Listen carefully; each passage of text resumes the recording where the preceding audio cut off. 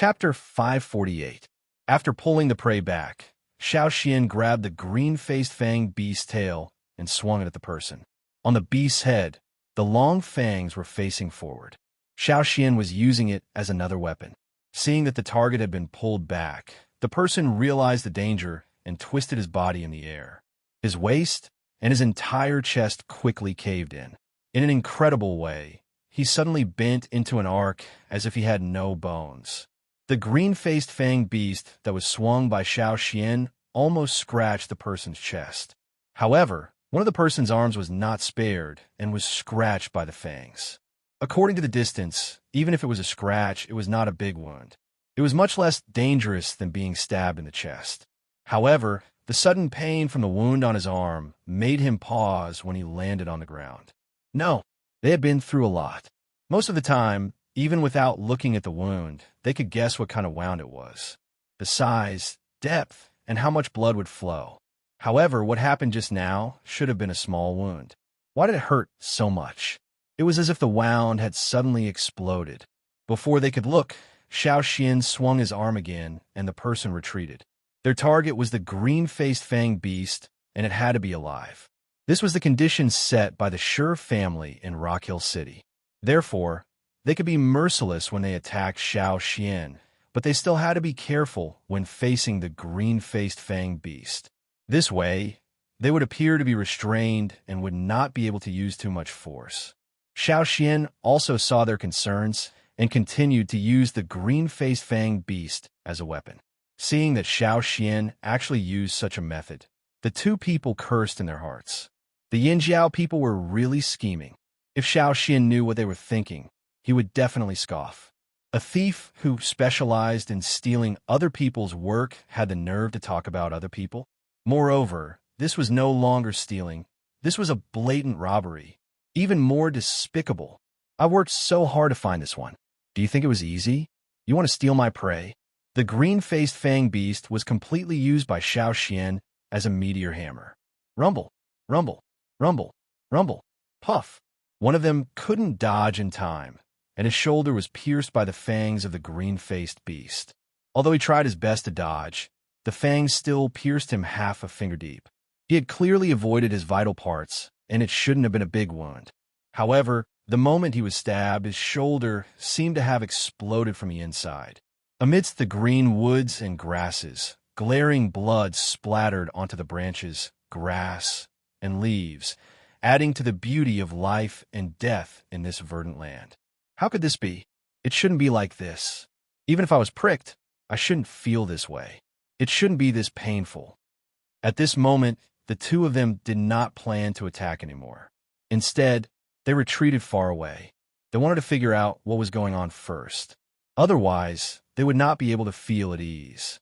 Stealing the target was important, but it was not as important as their own lives. They didn't want to die here because of this thing, not even leaving behind a complete bone. Seeing the two of them retreat, Xian didn't continue fighting. He couldn't directly kill the two of them now. Besides, he had the green-faced fanged beast with him. He didn't know how Duo Kong and the others were doing, so it was better to run first. Pulling back the green-faced fanged beast, Xian grabbed the worm's silk on its body and carried it away. After Xian left, the two people who had been vigilant looked at the wound on their body. The person who was scratched on the arm found that there was a 2-finger-wide wound on his arm. The wound was deeper than he thought. His bones weren't hurt, but this unexpected wound made him feel a sense of danger. The green-faced fanged beast's fangs were strange. If he didn't avoid it, his chest would have been pierced. He would have been lying on the ground. The other person stared blankly at his injured shoulder. He couldn't believe that it was just a simple stab. In the past, he had also been stabbed by people with knives or spears, but he had never encountered such a situation. There was a wound on his shoulder that was almost penetrated. Blood was constantly flowing out from the wound. His bones weren't damaged at all, and his shoulder blade was intact. However, this wound that almost penetrated his entire shoulder made his hair stand on end. An indescribable cold numbness spread from the wound to his entire arm. Even his uninjured bones were trembling. On the other side, Xian carried the green-faced fanged beast and found a place to rest. Since someone was chasing him, he couldn't go back the way he came. Fortunately, when he was chasing the green-faced fanged beast, he had already memorized the general route. Based on this, he could deduce the location of the cave. After resting for a while, Xiaoxian finally had time to check on the green-faced fanged beast. After being used like a meteor hammer by Xiaoxian for a while, the green-faced fanged beast's eyes still looked awake. However, the anger and murderous intent in its eyes were getting stronger. Its nostrils were constantly breathing out hot steam like steam from a boiling pot. The grass on the ground that was facing its nostrils quickly withered and its color changed. It was as if it was put into a hot pot. When Xiaoxian carried it over, he found that its body temperature was high. However, seeing that it was still awake, Xiaoxian didn't understand. Could this be the special characteristic of the green-faced fanged beast? Looking carefully, Xiaoxian found that the green-faced fanged beast's round belly seemed to have shrunk a little. Xiaoxian stretched out his hand and pulled on the worm's silk. He was sure that the green-faced fanged beast had indeed lost weight. It had only been less than half an hour since it was blocked in the cave. In such a short time, it had changed so much. If it had rushed into the cave with its current appearance, it might not have been blocked in the cave. Probably because the green-faced fanged beast felt that the worm's silk was loosening, it struggled to break free. Xiaoxian quickly tightened the worm's silk again. In addition to these changes, Xiaoxian also found that there was a wound on its face. It was probably caused by the two robbers before. The wound wasn't big. It wasn't even as long as Xiaoxian's pinky finger. It wasn't bleeding profusely. A drop of green blood flowed out from the wound and was thrown out by the struggling green-faced fanged beast. Xiaoxian saw the drop of blood that was thrown out was like a light feather that slowly fell to the ground. It wasn't something that a normal drop of water or blood could do. Xiaoxian walked over and looked at the drop of light green blood on the grass. Tiny bubbles began to appear on the edges of the blood droplet. Then, as if the blood droplet had been dropped into a hot and dry pot, it began to bubble even more violently. The bubbles also grew bigger. The blood droplet, however, seemed to evaporate. It quickly became smaller until there was no trace of it left. Xiaoxian stared blankly at the leaf. He turned it over and looked at it again. If he hadn't seen the drop of blood being thrown out and dripping here with his own eyes, Xiaoxian would have doubted what had happened here. He used to wonder why there were so many fearsome beasts in the world, but only a few types of beast blood could be used to make weapons. Why couldn't other beasts do the same? Xiaoxian used to be stupid enough to try using the prey that the hunting team brought back. Now, it seemed that the fearsome beasts that were chosen to be used to make weapons had their own unique characteristics. The green-faced fanged beast was very light. Xiaoxian was sure of that. But he didn't expect their blood to be so light. It was also very strange. In just a few breaths, it evaporated without leaving a trace. The green-faced fanged beast that was tied up again was breathing out air. In front of it, all the grass in the range of its breath withered. Moreover, its body was still shrinking. Now, it didn't look as round as it used to. The wound on its face had already scabbed and was recovering very quickly. Xiaoxian was guarding it. When he saw that it was almost done, he tightened the worm's silk again to prevent it from escaping. During the process, Xiaoxian also carefully avoided its fangs. When he saw the wounds on the two robbers, he knew that the fangs of the green-faced fanged beast were much more dangerous than he thought. When he thought about how he dared to grab it with his bare hands, he couldn't help but break out in a cold sweat. Fortunately, he wasn't scratched by the fangs. The most lethal part of the beast was the fangs. If his hand was scratched, he didn't know what would have happened to his hand. No wonder the carcass of the beast that he saw that day was killed by the green-faced fanged beast's fangs. The fangs were strangely slippery, and the fangs had explosive lethality. It was indeed the strongest weapon of such a creature. Not to mention, it had incredible speed and a light body that could almost fly. It was definitely true that the most dangerous beast in this forest was the green-faced fanged beast. Xiaoxian was really lucky to be able to catch one so easily. If it hadn't eaten too much and was stuck at the entrance of the cave, Xiaoxian wouldn't have been able to catch it without any injuries. When the green-faced fanged beast's torso had shrunk to half its original size, Xiao Xian tightened the worm's silk and carried it back. Taking a detour, Xiao Xian took a long detour and found traces of the Hui tribesmen. There was an eagle flying in the sky, as if it was looking for something. Xiao Xian blew the wooden whistle in his mouth to attract the attention of the eagle in the sky.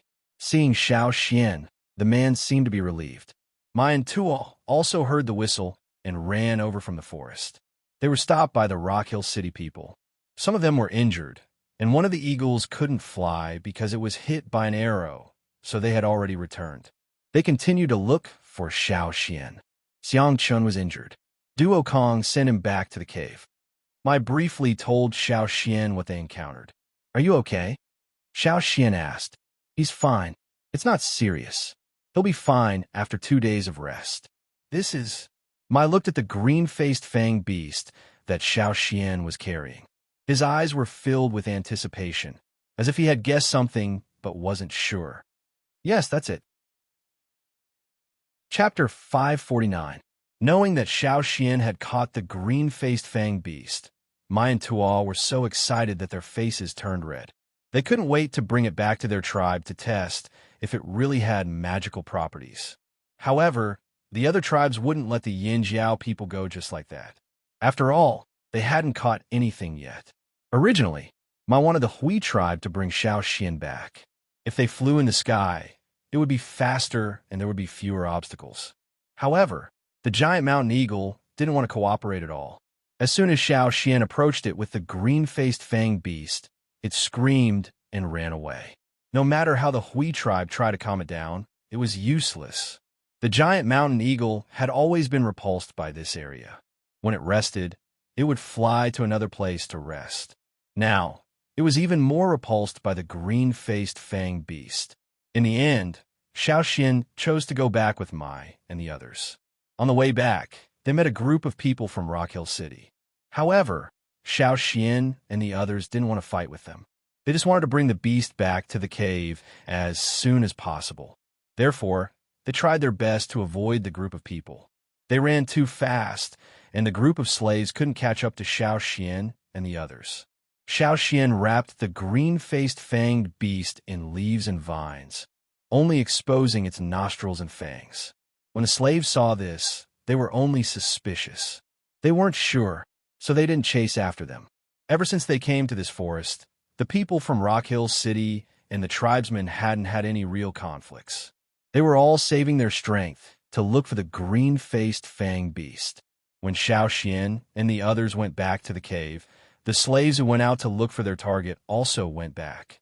When the slaves returned to the village, they saw Shi sitting there with a gloomy face. His whole body was filled with an air of, "I'm not happy." None of the slaves dared to make a sound. They just stood there obediently with their heads down, waiting to be scolded. This was the norm for the past few days. "What did you find?" The veins on Shi's forehead bulged. His voice was as heavy as a heavy rock, about to crush anyone who heard it. The slaves, who stood there with their heads down, shrunk their necks and lowered their heads even more. Shi's gaze was as sharp as a knife as he scanned the group of people one by one. It was unclear if he was picking the first person to attack. On such a hot day, the tanned faces of the slaves standing there were full of sweat. When they became nervous, the sweat flowed faster. "Master, we met people from the tribe on our way back." The leader of the slaves braced himself under Shi's gaze and said, "There are people from the Hui tribe. As for the others, based on their totemic patterns, they should be from Yinjiao." As soon as they heard the name Yinjiao, the two men beside Shi raised their eyebrows.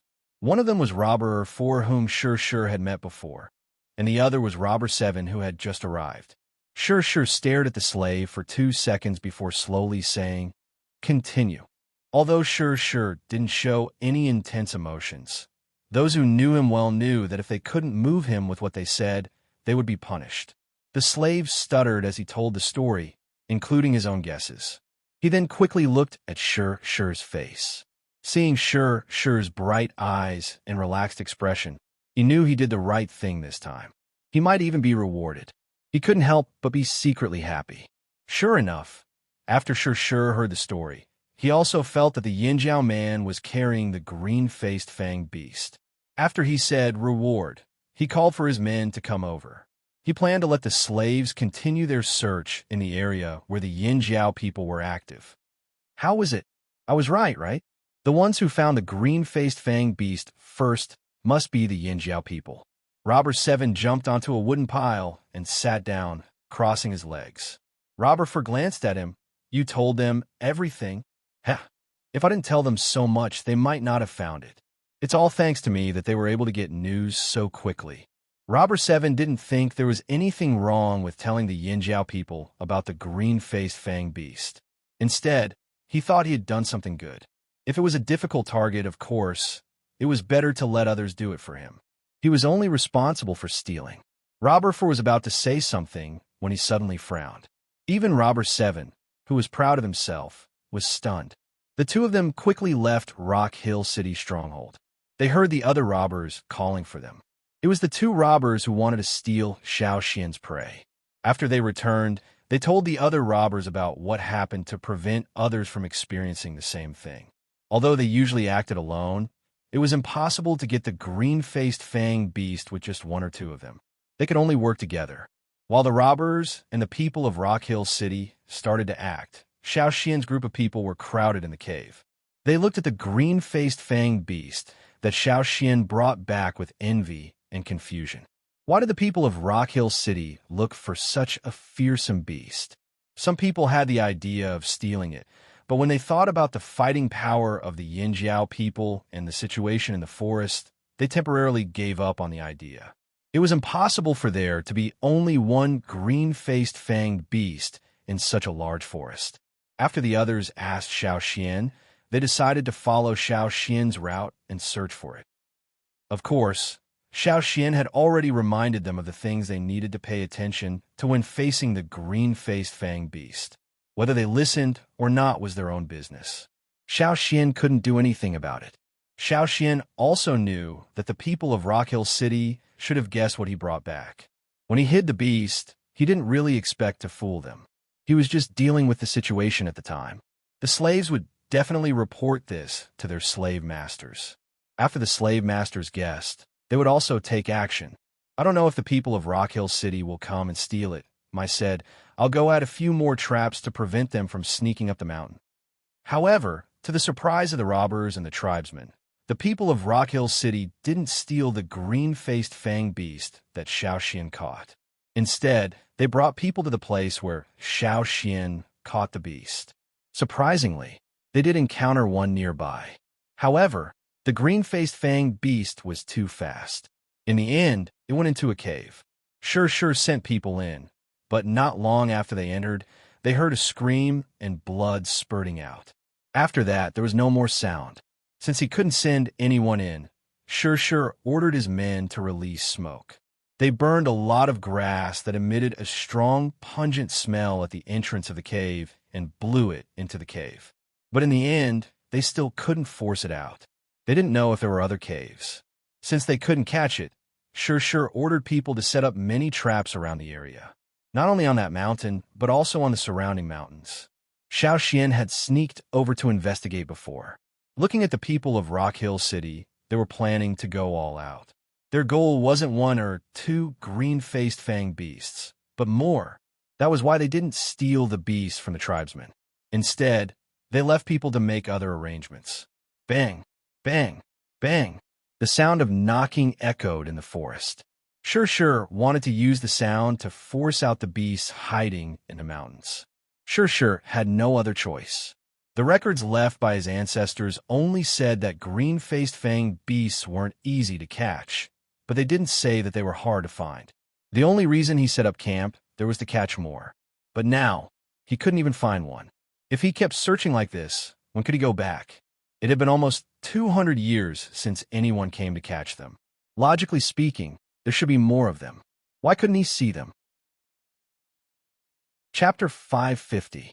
Even at night, the knocking sounds didn't stop. Xiao Xian and the others were resting on the mountain some distance away from where the people from Rock Hill City were knocking on the mountain. Even so, They could still hear the sounds coming from there. They don't even rest at night? What are they trying to do? A feather tribesman said.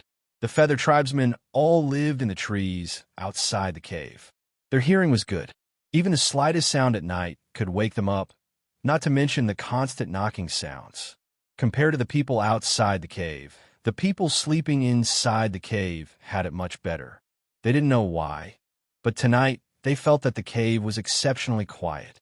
Even the sounds of the insects moving below the cave were gone. The sound from outside the cave were also reduced by a lot, so they couldn't hear as clearly as the people of the feather tribe. So when the feather tribesmen complained, there was a rare sound of snoring coming from the cave. The continuous large-scale search over the past few days had consumed a lot of their energy, but they didn't find anything.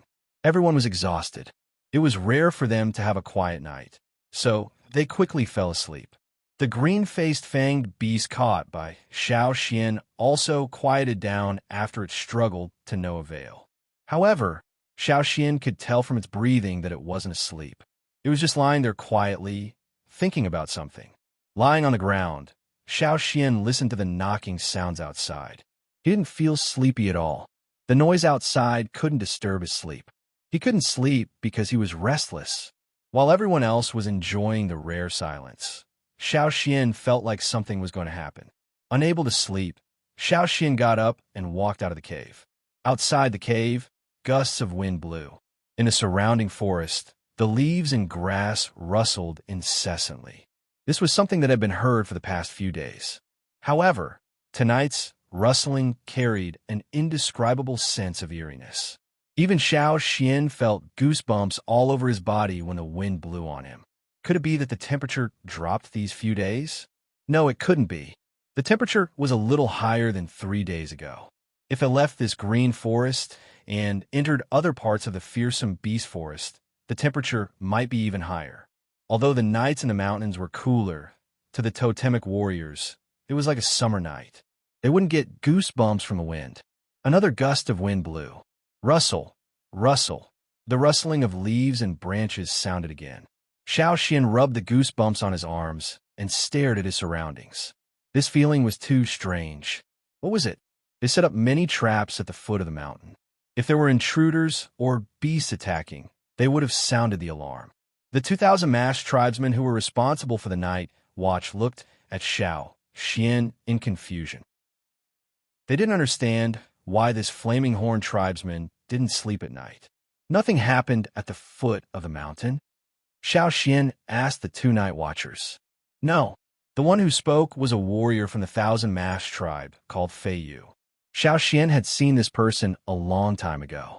When Xiao Xian went out with the Pu tribe's expedition team, he had seen this person and had a short fight with him. Fei Yu looked at Xiao Xian. Elder Xiao Xian, did you notice something? He knew that the Yinjiao people were more sensitive to the changes in the forest than others. So, after hearing Xiao Xian's question, he asked. In the past, Fei Yu dared to fight with Xiao Xian. But now, he knew that he was no match for this man of the same age.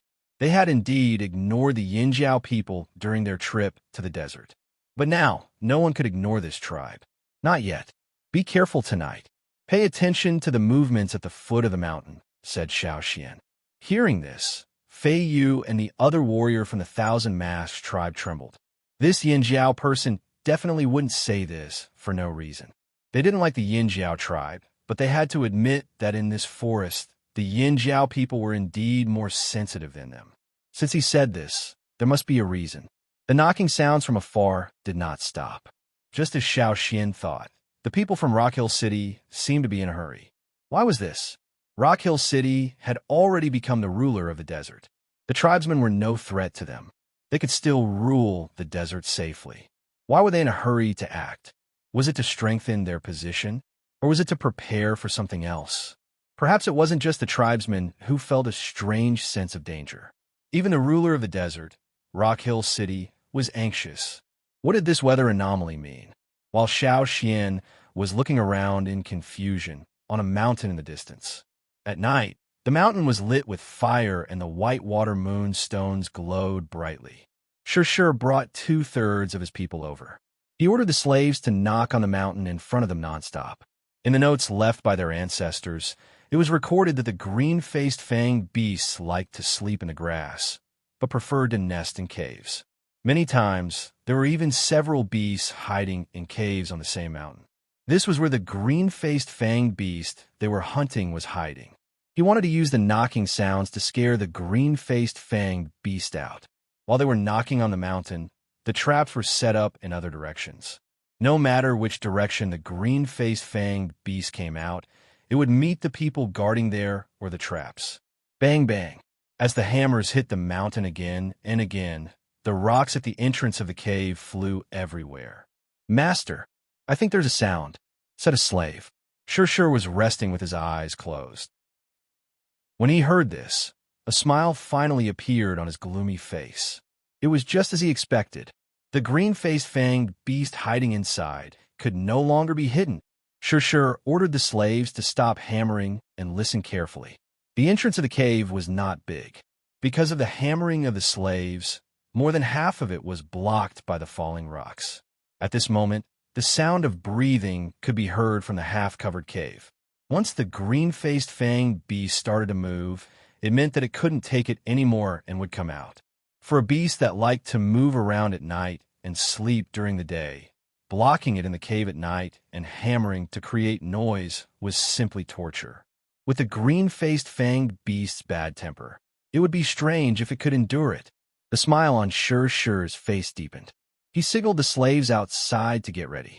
In the blink of an eye, the sound of panting suddenly became close at hand.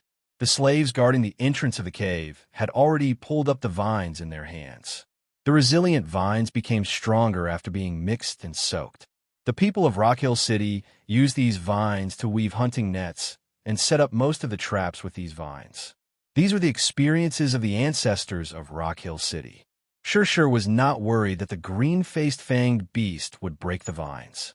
With a bang, the rocks that blocked most of the entrance of the cave exploded and a figure rushed out. The figure was so fast that the slaves at the entrance of the cave could not see its face clearly. They could only feel that its whole body seemed to be breathing and the air around it was exploding.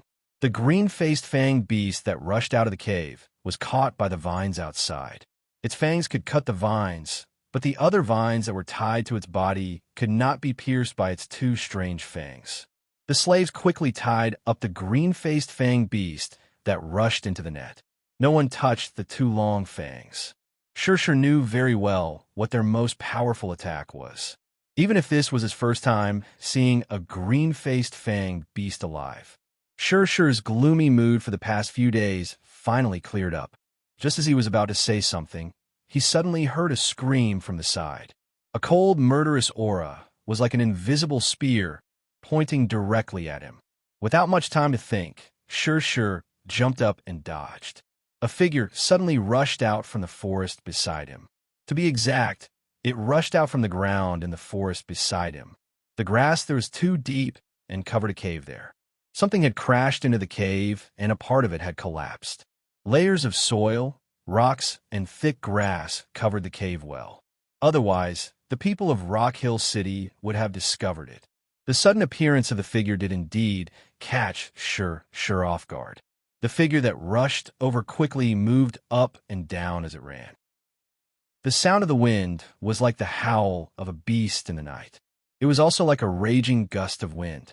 The grass around it was swaying in the same direction. In the face of such a sudden attack, Sure was able to dodge, but the slave standing there was not so lucky. He had already picked up his weapon and wanted to block the violent attack. Bang! A cloud of blood spurted out from the slave's arms holding the broadsword. Blood spurted out from every pore on his body. Under the bulging muscles, the veins and nerves were protruding as if they were going to jump out of his flesh. The slave who blocked the attack felt a numbing pain in his arms. He almost lost his grip on the broadsword. The gust of wind that followed this blow pulled the muscles on his face back, and the protruding bones made his entire face look strange. Catch it! Sure did not care about the slave. Seeing another green-faced fanged beast, he was even more delighted. He quickly ordered the slaves to catch it. Ah! A scream came from not far away. It was from the people who were lying in ambush on the other side of the mountain. Could it be there were more over there? Sure was getting more and more excited. Great, this time he might be able to bring back more green-faced fang beasts. In the past, every time his ancestors came, they only brought back 2 or 3. It was not enough, far from enough. Great, catch them all. I'll catch as many as they come. However, what happened next was beyond Sure's expectations. On the mountain, the sounds of the people lying in ambush from all 4 directions indicated that there were green-faced fanged beasts in the area. Not only that, the people at the foot of the mountain also blew their whistles. There were also whistles coming from the mountain next to them. What was going on? What the hell was going on? Why did they all appear at once? It was rare to see even one of them before. Did they knock on the mountain? Were these green-faced fanged beasts hibernating underground? But on such a hot day, how could they hibernate in winter? Chapter 551. It had to be said that what Sure thought was the truth. Green-faced fanged beasts were very punctual. They would hunt for food at night and find a comfortable bush to sleep in during the day. They were also very regular throughout the year. During the cold winter, it would also snow in the forest. Green-faced fanged beasts did not like snow. They would hibernate like bears. In order to keep warm, they would squeeze into the same mountain and hibernate together. It was a rare time for them to gather together. They would only come out of their caves the following spring. In the past 2 years, even though the weather had changed strangely, there was no snow even though it was winter. Instead, it was extremely hot. Many animals in the forest had given up on the idea of hibernation. However, the green-faced fanged beasts did not. They still followed a fixed schedule. When the time came, no matter what the weather was like, they would squeeze into their caves and fall into a deep sleep. They would only come out to hunt when they were really hungry. This was why it was rare to see a green-faced fanged beast in the beginning. It was because they were hibernating. Only a few of them would come out of their caves and eat a few meals. When they felt that they had stocked up enough, they would return to their caves. The one Xian caught was the one that woke up hungry and came out to look for food. Because it wanted to store more energy to survive the rest of its hibernation, it ate a lot. If Xian didn't find it, it would continue to eat for 2 more days. After absorbing the energy, its body shrank back to its original size, and it would enter the cave to hibernate again. At this time, most of the green-faced fanged beasts were actually hibernating in the caves in the mountains. Sure's knocking sound not only forced the green-faced fanged beast out of hiding, but it also woke up the other green-faced fanged beasts. To a certain extent, he did have the effect of knocking on the mountain. Unfortunately, the effect was too great, so he couldn't take it down easily. The green-faced fanged beasts that were awakened from their sleep had an even worse temper. The first thing it did when it came out was to hit the slave with its most violent attack ever since it woke up. There were hunting nets, but there were too many green-faced fanged beasts, so it was not easy to catch them. The continuous screams meant that the capture was not successful. It also meant that the number of green-faced fanged beasts that came out was far more than what Sure expected. Whoosh! A figure rushed straight over, and the slave who was pulling the hunting net had to pick up his weapon to deal with it. Crack! The sound of bones breaking was particularly harsh in the night. Although the slave had avoided the fangs, he was accidentally kicked by a hoof. His chest collapsed with the crisp sound of bones breaking, and thick blood spurted out from the slave's mouth. He didn't expect that after dodging the fangs, he still couldn't withstand the kick. For a time, the impact of tusks and metal objects, bone objects, as well as all kinds of bone-cracking sounds and screams, mixed together.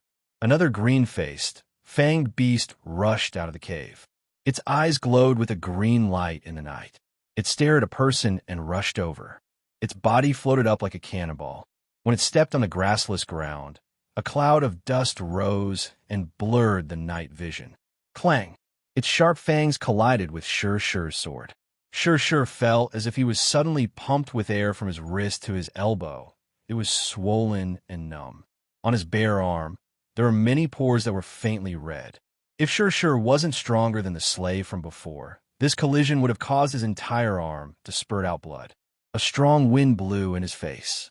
Sure, who blocked the attack, lost his balance, and took a few steps back before he could stabilize himself. Clear footprints were left on the ground.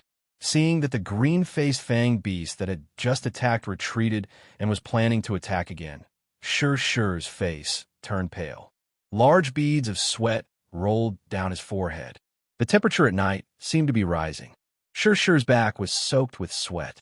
He didn't know if it was because of the heat or because he was anxious.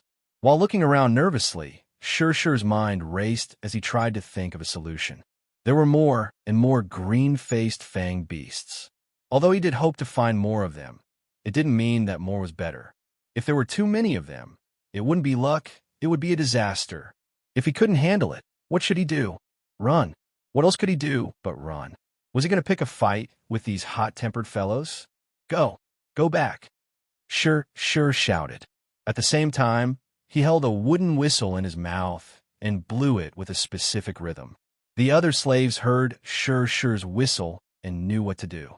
Pulling up a green-faced fanged beast that was tied up, Sure asked the slaves to cover him and ran down the mountain. As he ran, he didn't forget to shout to the slaves, "Anyone who catches a green-faced fanged beast will be heavily rewarded. You can even be promoted." Hearing about the rewards, some of the slaves were already tempted. Although these green-faced fanged beasts weren't easy to catch, they were willing to take the risk for the reward. When they heard that they could be promoted, their eyes lit up. A slave who wasn't willing to be promoted wasn't a good slave. What was the difference between a slave who couldn't be promoted and a stone in the desert? This was the result of the masterful brainwashing of the slave masters of Rock Hill City. Under the influence of servility, the slaves wouldn't betray them. The bait that was spread out gave the slaves hope and made them willing to pay the price for it.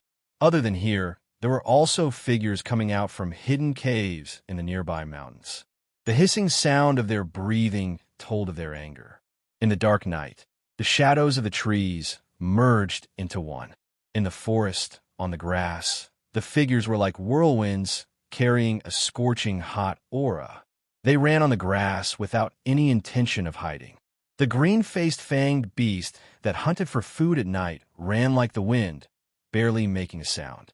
But now, these beasts that suddenly appeared were filled with rage, as if they wanted to cause a storm as they rushed down the mountain. The figures that rushed down from the mountains gathered in the valley and then rushed in the same direction. That was where Sure was running. The green-faced fanged beasts had their own roars. When they roared, it was more like the sound of the wind blowing. Perhaps others couldn't tell, but the green-faced fanged beasts sleeping on the other mountains could hear it. After waking up from their deep sleep, they were thinking of ways to vent their anger. They stabbed whoever they caught, even the beasts they met on the way to chase after Sure. You want to hide in grass? Look at the teeth. Behind the trees? Look at the teeth. I'll stab you to death. There weren't any loud roars like the other beasts in the fearsome beast forest. When the roars of the green-faced fanged beasts gathered, it was like a gust of wind whistling through the forest. The leaves in the forest trembled with the sound, and the grass on the mountain was like a huge rock being thrown into a lake, creating countless waves, wave after wave, one after the other. At night, the forest seemed to have entered a deep and serene world. A violent wind disturbed the tranquility of the night. On the mountain where the tribesmen rested, Xiao Xian felt goosebumps all over his body again. "Do you guys hear something?" Xiao Xian asked the 2,000 masks on night watch. "I think so. Is it the Rock Hill City people shouting?" One of them asked. "No, not that. It's the sound of the wind." "No, it's something that sounds like the wind." "Wind?" Xiao Xian's words made the 2,000 masks even more confused. Was there something wrong with the sound of the wind? Whoosh! There was also a sound that sounded like the wind blowing in the cave. The three of them looked at the cave at the same time. "Is it that?" The 1,000 masks pointed at the cave and asked Xiao Xian. Xiao Xian looked at the cave. That sound, if he listened carefully, was different from the sound of the wind. He had heard it before. It was actually made by the green-faced fanged beasts, but it wasn't easy to tell from a distance. Looking at the mountains in the distance again, Xiao Xian listened carefully to the sound of the wind. Then he quickly took out a wooden whistle and blew it. The shrill whistle broke the silence of the night. Whether it was the people snoring in the cave or the people sleeping on the trees outside, they were all awakened by the whistle. What's wrong? What happened? Who blew the whistle? Shadows quickly gathered at the place where the whistle came from. Seeing the person standing there with a wooden whistle in his hand, Duo Kong asked, "Xiao Xian, what happened?" "Yeah, what happened? Why is the whistle so urgent?" A yawning eight-limbs tribesman asked. Xiao Xian looked at the forest in the distance and said, "If I'm not wrong, your prey is here." Everyone was shocked and asked quickly, "Prey is here? You mean the green-faced fanged beasts? That's a good thing. How many? Are there enough to share?" If there weren't enough, they would have to fight for it. Xiao Xian took a deep breath. A lot. Chapter 552. Xiao Xian's words made the people of several tribes go wild with joy. They came all the way to this dangerous place just to find the green-faced fanged beast. No matter what it was used for, they had to get what the slave masters were trying so hard to find. When they saw the Yin Jiao people catch one yesterday, many of them were jealous. Now, their chance was finally here. Stretching their arms and legs, everyone listened carefully. They only heard the screams of people in the distance and the occasional roar of beasts. These were all beasts they had seen in this forest before. They weren't catching the target, and there were also the sounds of trees breaking. Other than that, there was nothing else. Listen to the sound of the wind. It sounds like a gust of wind. It's the roar of the green-faced fanged beast, Xiao Xian explained to everyone. No wonder. I was wondering why the wind was so loud, but it didn't blow.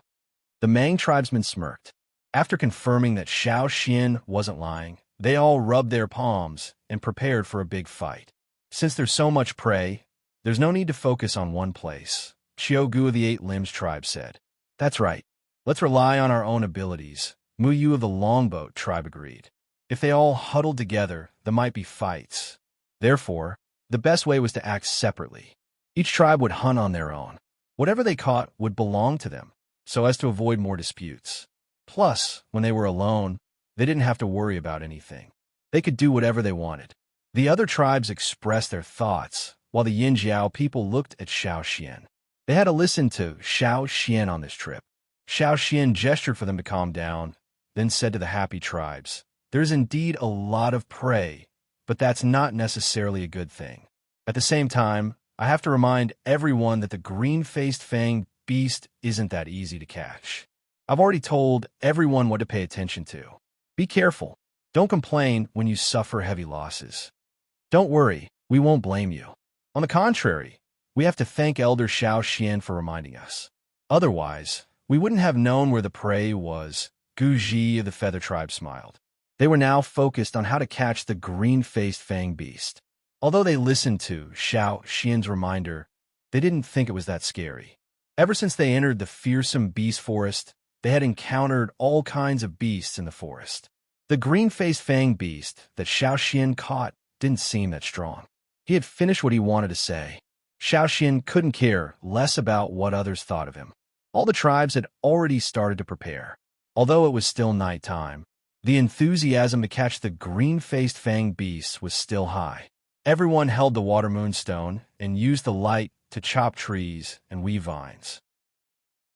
The Eight Limbs people had already started to weave spider silk. The wind was getting closer. Xiao Xian could clearly hear the shouts of the Rock Hill City people. "We're almost at the foot of the mountain," Xiao Xian said. After hearing Xiao Xian say that the sound of the wind was the roar of the green-faced fanged beast, they could tell that it was the roar of the beast. They brought the tools they had prepared and rushed down the mountain.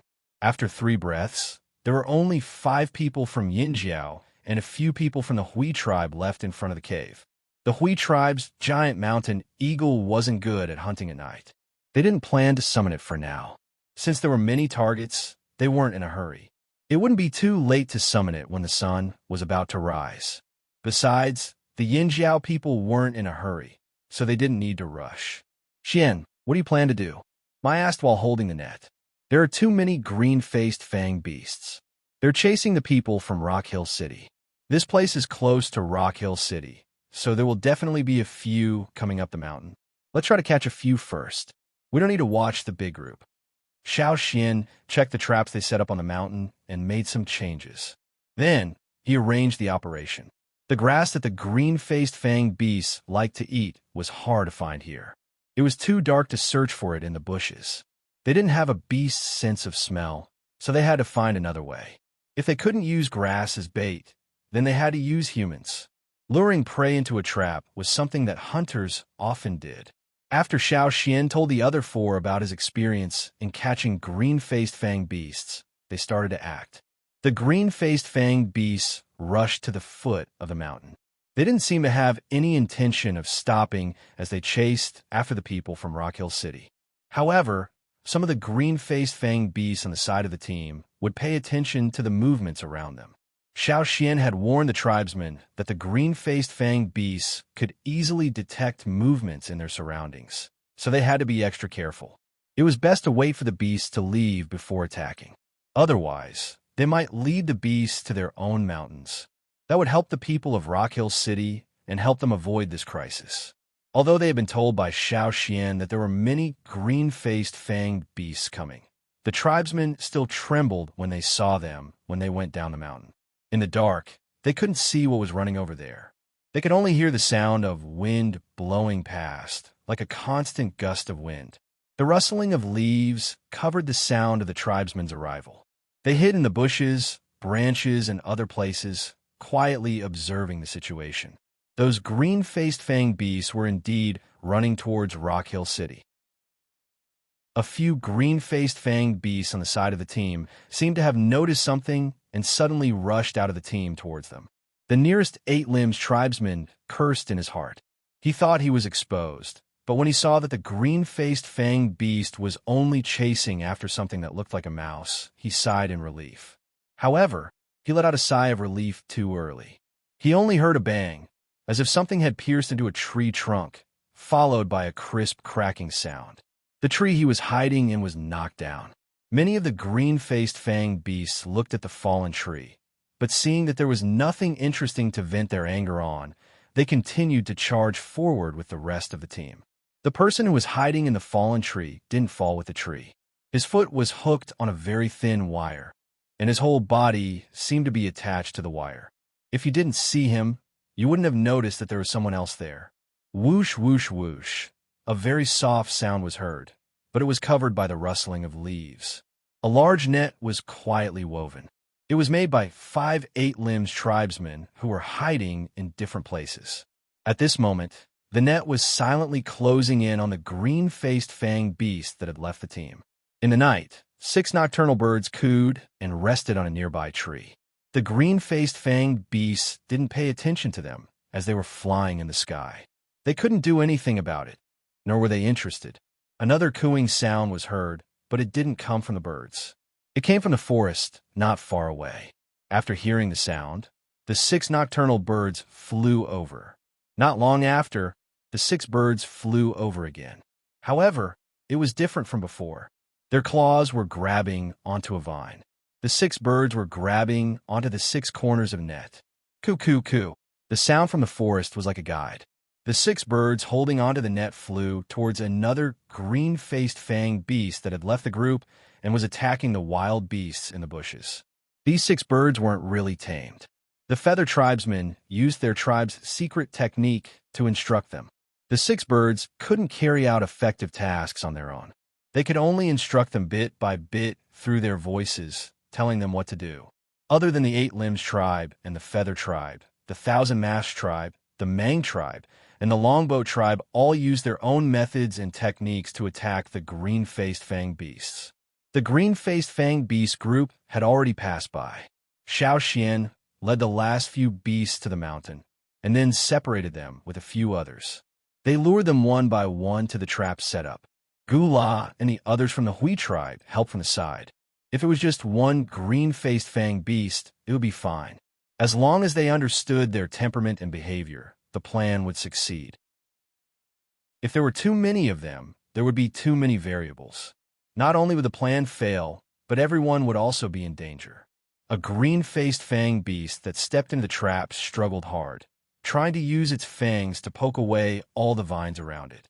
Xiao Xian and Gula jumped down from the trees on both sides. They quickly went over and tied the beast up with vines. The air around the beast's fangs vibrated at a strange frequency, making a whistling sound. It was howling, venting its anger. The hot air coming out of its nostrils was hotter than boiling water. Even though Xiao Xian and Gu La had already moved away, they could still clearly feel the rising temperature around them. The air around the green-faced fanged beast was like a runaway horse, jumping around without any pattern. It was not reliable to just tie it up, and no one knew how long it would last. After tying it up, Xiao Xian took out a few polished bronze needles that were smeared with poison. He had already made these needles before he came here. He smeared some of the poison he collected from some plants in the forest and injected the green-faced fanged beast with a needle. That kind of poison had the effect of making large beasts faint. Some beasts with poor resistance to poison might even die from eating that kind of plant. Xiao Xian did not know if this would work on the green-faced fanged beast, so he brought a few needles this time. If one didn't work, he injected another one. The last time he was looking for the green-faced fanged beast, he did not use this. This time, he planned to give it a try. After injecting 3 needles, the green-faced fanged beast's movements slowed down. The frequency of its nostrils also decreased, and the air around it seemed to have stopped moving. 3 to 5 needles, no more. Xiao Xian said as he looked at the green-faced fanged beast that was struggling slower and slower. After that, Xiao Xian caught another green-faced fanged beast that fell into the trap. Before they took the bait, they might be very difficult to catch as they were fast and not easy to chase. However, once they stepped into the trap, they would be quickly tied up by the people lying in ambush. After 3 to 5 needles, they would be obedient. Chapter 553. Under the darkness of the night, fights were happening everywhere. Sometimes you could hear people screaming, and sometimes you could hear the sounds of collisions. Xiao Xian tied up the 3rd green-faced fanged beast he caught that night and injected it with 3 needles. When it stopped struggling, he blew the wooden whistle. Not long after, Duo Kong, Mai, and the others came over. The few people from the Hui tribe also came over. "How are you? Are you hurt?" Xiao Xian smelled blood. The green-faced fanged beast's blood didn't have such a bloody smell, so it could only be human blood. "It's nothing, just a small wound." Duo Kong raised his arm. There was a wound about the length of a thumb on his arm, but it looked like he was scratched by a beast. The wound was about 3 fingers wide, and he had already applied some herbs and wrapped it up with a piece of linen. This was just a graze from the fanged beast's teeth. If it were any other beast's fangs, the wound would only be a scratch. To a certain extent, it was a small wound. Other than Duo Kong, Mai, Tuo, and Xiangchen all had some wounds on their bodies. The Hui tribe also had wounds. The one with the heaviest injuries was stabbed in the stomach. If Duo Kong hadn't pulled him back in time, he would have been scratched by the beast's fangs instead of being stabbed. The wound on his stomach would have been a big bloody hole, and he would have died. The Hui tribe's elder, He was very grateful. He secretly decided that he would continue working with Yinjiao in the future. When they returned, he would send someone to thank them. As expected, compared to the other tribes, Yinjiao was more reliable. "We each caught 1, and Duo Kong caught 2, Mai said. The 4 of them caught 5, and Xiao Xian caught 3. Including the one in the cave, they had 9 in total. "Xiao Xian, do we continue?" Duo Kong rubbed his hands. He was still itching. There were so many green-faced fanged beasts, it would be a waste not to catch them. "No, let's get ready to leave," Xiao Xian said. "You're leaving so soon?" Duo Kong was reluctant. "Let's take advantage of the fact that the green-faced fanged beasts are distracted by the people from Rock Hill City to escape. Otherwise, it'll be hard for us to escape once they regain their senses. Don't be greedy." Xiao Xian's sense of crisis did not disappear. What if the group of green-faced fanged beasts turned around and targeted them? In order to escape, the people from Rock Hill City might have lured the green-faced fanged beasts here. Duo Kong thought about it and agreed. There was no need to rush. After all, this was still the fearsome beast forest. If they wanted to come back in the future, it would be fine. Their tribe was at the edge of the fearsome beast forest. Compared to other tribes, it was closer. They could just treat it as a hunting trip. All right then, let's hurry up and leave. Don't let those people from Rock Hill City plot against us. Slave masters are very treacherous. After thinking it through, Duo Kong couldn't wait to go back and try to forge weapons with these green-faced fanged beasts. He was very wary of the slave masters, who let the slave masters on the other side of the sea be a big force. Although the slave masters' territory was only in the desert, they were still slave masters. He had to be careful. Signaling Gula to blow a whistle to inform the other tribes, Xiao Xian went back to the cave to bring out the first green-faced fanged beast he caught. He injected it with 3 needles to wake it up. He didn't know if they would attract the group of green-faced fanged beasts when they left. It was too risky. What? No one is here yet. When Xiao Xian went down the mountain, he didn't see anyone else. There was nothing else important in the cave. Everyone could just grab their prey and leave. But now, Gula had already blown the whistle to gather and leave. Did those people not hear it? Or did they not want to leave the prey in front of them? I'll blow it again. Gula's expression was ugly as he blew the whistle again. They had cooperated with the other tribes for so many years. They knew how to communicate with each other and what the whistle meant. It was understandable if they couldn't return because of the situation. But in such a big place, how could they not return even if they didn't hear the whistle? At this moment, a series of nocturnal bird whistles came from somewhere in the forest. It's the Feather Tribe. They don't want to leave immediately. They asked us to wait. Gula frowned. Tell them. Either they come here immediately and we leave together, or they continue to catch beasts here and we leave now. Xiao Xian said. Gula did as he was told. But when he returned, the other party didn't want to leave immediately. Let them be. Let's go. Xiao Xian said, and let Gula whistle back. Soon, there was a short whistle in reply. They agreed. Gula didn't understand. Wasn't it just the green-faced fanged beasts? Why did they stay here and not leave? Why were they so greedy? Xiao Xian also felt that this wasn't their style.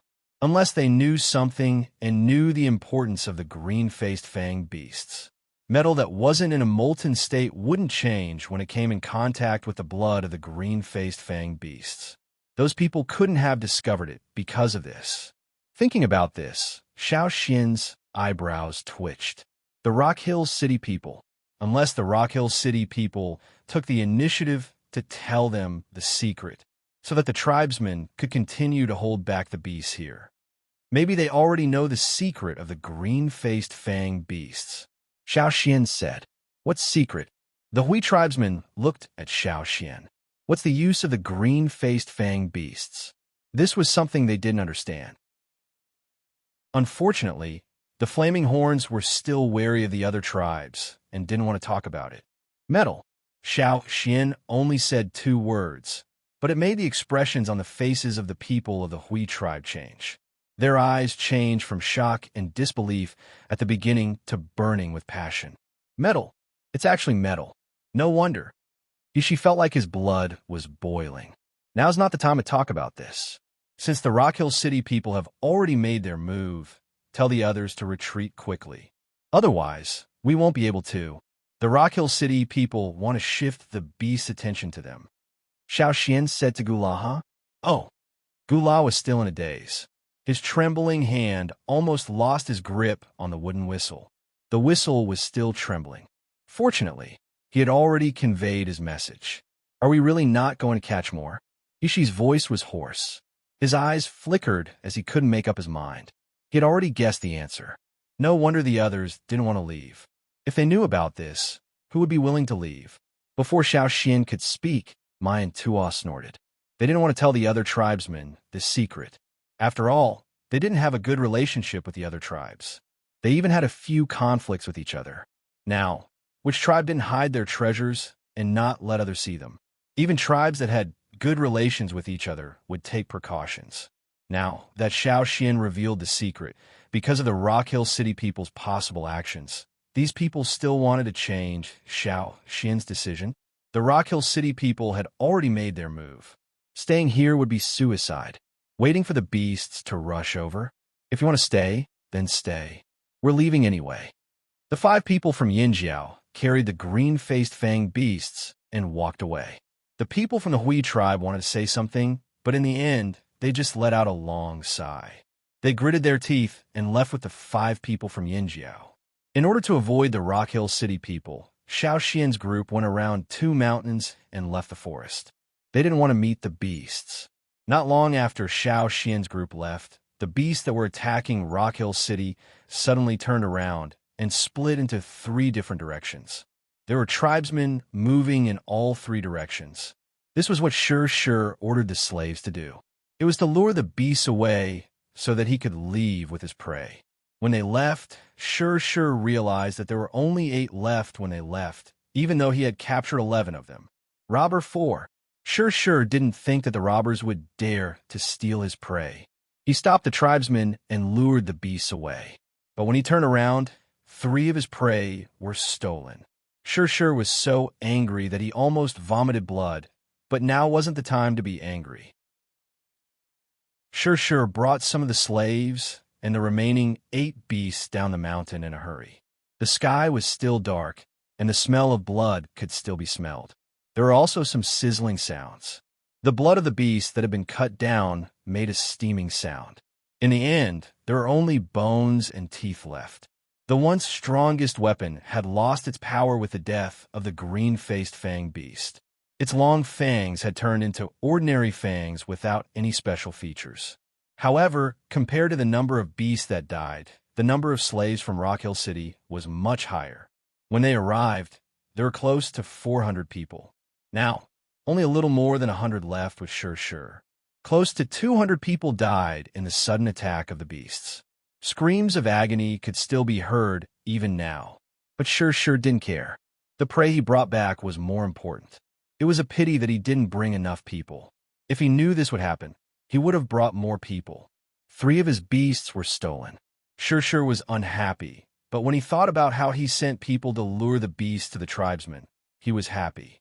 Let the tribesmen have a taste of what it felt like to be attacked by the beasts. Trying to take advantage of the chaos? No way. Chapter 554. Xiao Xian and his group left the area surrounded by mountains in the dark of night. They only slowed down when they were truly out of the area. "I'll go up and take a look," Xiao Xian threw the unconscious prey to Duo Kong and the others, then jumped up a tree.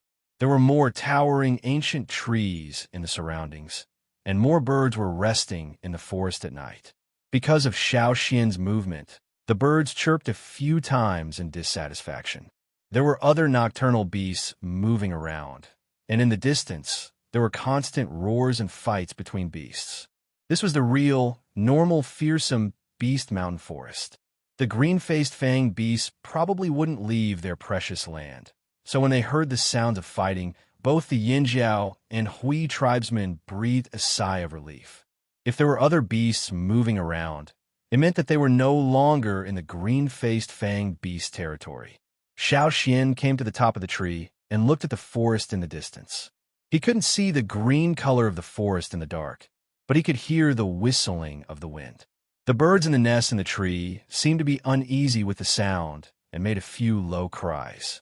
When Xiao Xian came down from the tree, the Hui tribesmen were still regretting that they didn't catch more green-faced fang beasts.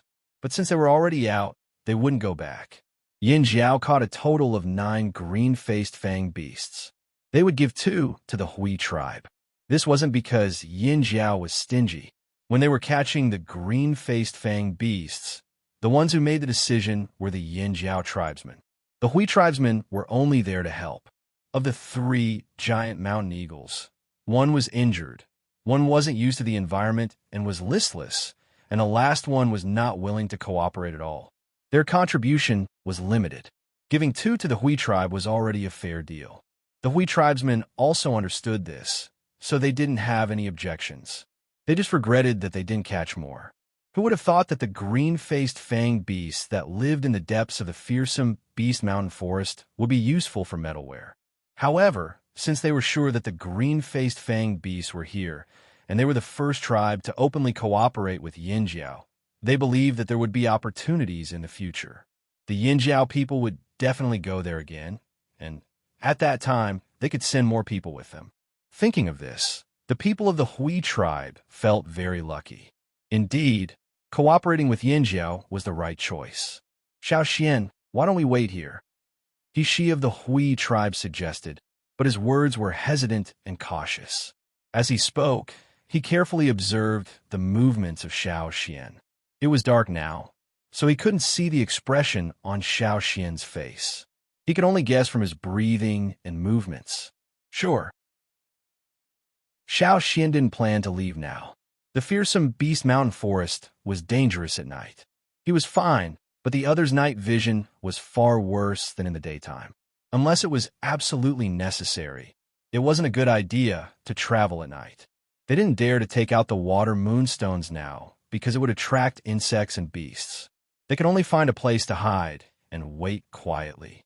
There seemed to be voices in the distance, but it wasn't the voices of the tribesmen. It should be Shi's group. They were going in a different direction from Xiao Xian, so they wouldn't meet for the time being. After waiting for a while, there was still no movement from the others. Ishi blew the wooden whistle, but there was still no response. The dark sky began to lighten, and the day was approaching. Whoosh, whoosh. Not far away, there was the sound of leaves swaying, as if something was running past. What's that? Mai whispered. The group was on alert. Whoosh. A figure quickly passed by, and the flowers that were taller than a person swayed violently. I'll go take a look. Duo Kong picked up his axe and was about to walk over. Wait. Xiao Xian stopped Duo Kong. Don't go over, guard our prey. After Xiao Xian said that, the Yinjiao tribesmen understood that it wasn't a beast lurking in the night, but someone else who wanted to steal their prey. Someone from Rock Hill City? Behind Xiao Xian, for Yinjiao tribesmen formed an arc to protect the 9 prey. On the other side of the prey were the Hui tribesmen. They formed a defensive circle, trapping the prey in the middle. Whoosh! The figure that was originally hiding in the forest suddenly rushed out, like a venomous snake staring coldly at its prey. It headed in the direction of Xiao Xian and the others, snaking like lightning. Its steps looked like it was gliding on the grass. Robbers! This didn't seem like the style of the people from Rock Hill City. The slaves didn't have such special abilities, and after eliminating the people from Rock Hill City, the most likely identity was that of a robber.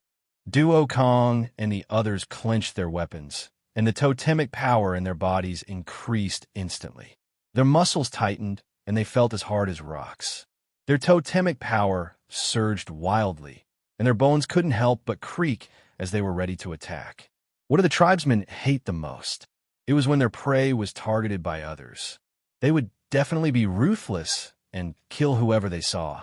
However, just as Duo Kong and the rest were staring at the figure that rushed out, another figure suddenly appeared on the other side.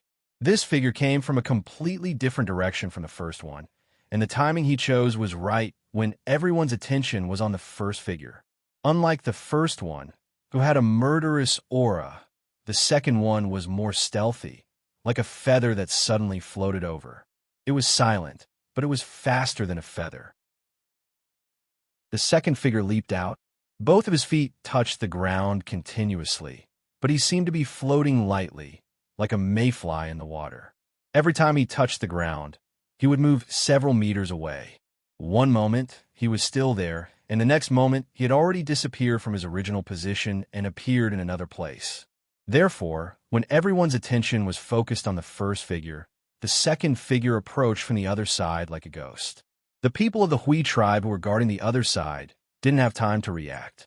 Gula, who reacted the fastest, waved his stone sword and slashed at the approaching figure. The other people of the Hui tribe followed closely behind. However, the other person was able to find a breakthrough in an instant. Under the siege of swords, axes, and spears, he broke into the circle of guards. There were 9 poisoned green-faced fanged beasts lying in a daze. Just as the black figure reached out to grab the nearest green-faced fanged beast, 3 spear darts whistled through the air and pierced towards him. The black figure had no choice but to move his hand away, but he didn't retract it. He pushed his palm against the ground and somersaulted in the air, jumping over the 3 spear darts. He wanted to attack again, but Xiao Xian's sword was already slashing towards him. Robber 7, you're looking for death. Xiao Xian shouted. Robber 7? It's him. It's the robber they caught and released. He still dared to come and steal Yinjiao's prey. Duo Kong and the others were furious. They should have broken his neck instead of agreeing to his deal. Robber 7, who was recognized, didn't feel embarrassed at all. He didn't even stop moving, and his thoughts of stealing prey didn't change at all. So what if they recognized me? I'm here to steal Yinjiao's prey. However, because of Xiao Xian's obstruction, the others had already reacted, and Robber 7 didn't have a chance to make his move. The person who appeared before was also blocked and couldn't break into the defense circle to take the prey away. If the first time didn't work, then he would retreat and look for another chance. Robber 7 and his companions had the same idea. They were good at surprise attacks and didn't want to wait for the other party to react and force their way in. Reluctantly, Robber 7 retreated from the tribesmen's defense circle and planned to escape first. However, Xiao Xian had another idea. They couldn't let them go. Robber's actions were hard to guard against. They already had to guard against the dangers that lurked everywhere in the fearsome beast forest. Were they going to have to spare some effort to guard against robbers in the future? Even if there were other robbers who wanted to steal their prey in the future, these two, especially Robber 7, couldn't be let go. Chapter 555. The totemic power in Xiao Xian's body surged wildly, spreading to every part of his body, pouring into every muscle and every bone. His powerful foot stomped on the ground with a loud bang, as if a giant beast had stomped on the ground, causing the ground nearby to tremble. Using the recoil force, Xiao Xian leaped forward. With just one step, he was already behind Robber 7, who had just escaped from the circle of guards and was about to sneak away. The broad blade cut through the airflow in front of it, as if it was tearing through cloth, producing a whistling sound. The ferocious sword aura slashed towards Robber 7. Robber 7 felt as if the air around him was filled with ice water, chilling him to the bone. Feeling the approaching aura, a thought flashed through his mind. Damn it! Damn it! It's that bastard! Robber 7's mind flashed back to the time when he was stealing cabbages and was sent flying. His body tensed up and his movements froze for a moment. Then he did a somersault in the air, like a fish swinging its tail in the water. His body twisted strangely, causing the air to swirl and form a whirlpool.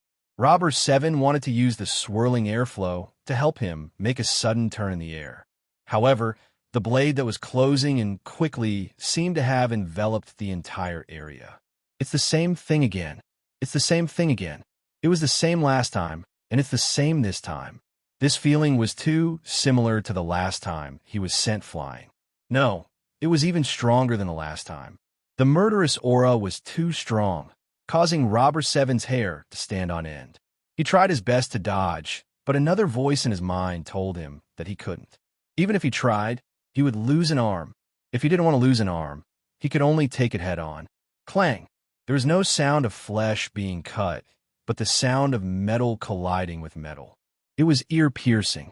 Following the explosion, Robber 7 was sent flying like a baseball, crashing into a large tree not far away that even 10 people couldn't wrap their arms around. Crack! The crisp sound of something breaking rang out. It was extremely clear in the night, startling countless wild birds that were resting in the night. The thick tree was directly broken. Splinters of wood flew everywhere, and many branches and leaves fell from the tree. The person who broke the tree spat out a mouthful of blood. Robber 6. Robber 7 felt the excruciating pain all over his body. He knew that he couldn't escape Xiao Xian's pursuit with his own strength, so he could only ask for help. Robber 6, who was about to escape, cursed under his breath. His body twisted like a snake as he avoided Duo Kang's axe and headed towards Robber 7. His speed was even faster than before, and Duo Kong couldn't catch up. Robber 6 dashed towards Robber 7 and leaped out before Xiao Xian could finish him off. Like an eagle gliding across water, Robber 6 grabbed Robber 7 and fled into the forest. Robber 6 purposely squeezed his way through the dense foliage. Even though it was a narrow space filled with shrubs, Robber 6 was always able to find the most suitable escape route. If Xiao Xian chased after him, he might not be able to keep up with him. Everyone had their own specializations, and Robber 6 was an expert in this field. At this moment, he was like a mouse scurrying into a thorny undergrowth, turning left and dodging right, trying to avoid the predator that was chasing after him. This was also the reason why Robber 6 dared to make a move here. He knew that even if this operation failed, he could still use his advantage to shake off the tribesmen. He was confident that with the right time and place and his own talents, which tribesmen could catch up to him. Even if bringing Robber 7 would slow him down. So what? Robber 6 snorted. I'm so strong. Even if I bring along a burden, I can still shake off the tribesmen. This was the common problem of robbers. They were overconfident, arrogant, even conceited, knowing that it was disadvantageous for him. Xiao Xian didn't follow him in and instead changed his method. Xiao Xian sheathed his sword into the animal skin sheath. The hand that wasn't holding the sword clenched into a fist. He bent his knees and stomped on the ground, leaping up. His entire arm sped up like a rocket that had been installed with a propeller. His target wasn't the two in front of him, but the fallen tree that Robber 7 crashed into. His fist moved his arm and plunged into the thick tree trunk. Because this punch was too fast, it was like a thrown spear. The tree trunk wasn't split apart, and Xiao Xian's entire arm was buried in the tree trunk. After his arm went in, Xiao Xian didn't stop. He exerted force on his feet again, and the grass and thick soil on the ground exploded outwards. Xiao Xian had already jumped up, and at the same time his arms grabbed onto the thick tree trunk. Although his arms were so small compared to the tree that even 10 people couldn't wrap their arms around, the tree moved with Xiao Xian's movements. The few people from the Hui tribe guarding the green-faced fang beasts couldn't see the situation clearly, but they could guess what was happening with their ears. Moreover, the sky was starting to lighten, and they could see the huge shadow of the swaying tree under the sky. It was because they could see and guess that they were shocked beyond words. They knew that the Yinjiao people were strong, and when they were angry, they were fierce. These days, they thought they understood the Yinjiao people, but at this moment, they felt that they still underestimated them. On the other side, the towering ancient tree with countless branches and leaves was lifted up like a huge broom and then slammed down heavily into the forest. In the night before dawn, under the sky, there was an unconcealable ferocious aura, as if no other aura could suppress it. Robber 6 and Robber 7, who were escaping in the dense undergrowth, suddenly looked up. Although there were dense branches and leaves of various flowers and trees above them, and intertwined vines of different thicknesses that blocked their vision and interfered with their senses, at this moment, they felt something pressing down from above. The pressure was so strange that it made their scalps numb, and it was like a cold electric current that rushed straight to their heads. Look, cough, watch the road. Robber 7 coughed up blood and reminded Robber 6. When they were looking at the sky just now, they almost crashed into the bushes in front of them. Robber 7's body was already scratched by the branches in the bushes, and his hair was messy. The pain of broken bones in many parts of his body was constantly attacking him. This feeling was too overwhelming. I know. How much do you? Before Robber 6 could finish his sentence, a huge boom came from above, drowning out all his words. Boom! The huge ancient tree was slammed down. Although there were other trees in the forest, and it couldn't directly hit the ground. After the trees collided with each other, countless branches were broken. Thick and thin, they fell down one after another. In the bushes in front of Robber 7, a few branches that were thicker than a person fell down, and they almost crashed into them before they could react. The surrounding broken branches and fruits fell down like a storm. Where could they hide with their light bodies? Chapter 556. The sound of the huge, ancient tree smashing into the forest reverberated through the forest, spreading far and wide. Two beasts that were fighting for food were frightened by the commotion. They no longer cared about the prey on the ground and scanned their surroundings in fear. Their ears drooped, and they ran away with their tails between their legs. There were very few giant beasts in this area. After all, this was close to the green-faced fang beast territory. Usually, there would be a few overbearing giant beasts in this area. Most of them were normal beasts or wild beasts that wandered around looking for food. Therefore, Xiao Xian's commotion wouldn't attract the giant beasts but would only scare them away. The small beasts hiding in the forest ran away in panic. The already crowded short forest became even narrower. The humid and stuffy air seemed to have become restless. Sometimes, the escaping beasts would even bump into each other, not to mention Robber 6 and Robber 7, who were bigger than them. It was even harder to move around freely. After being hit by the tree trunk, Robber 6 decided to find a place to hide. It wasn't easy to avoid the falling tree trunk and fight for space with the beasts. There was even a lynx that bared its fangs at him just now. If it was any other time, he would have killed it. Now that he had to carry Robber 7 and escape, he didn't have the time to deal with the small beasts that bared their fangs at him.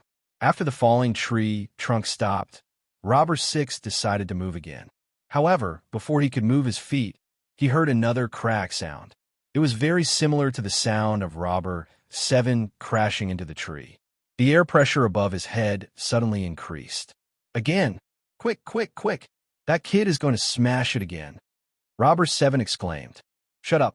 Robber 6 didn't expect the Yinjiao people to use such a method to deal with him. He knew that the Yinjiao people were strong, but the current situation was completely out of his control. It was beyond his expectations.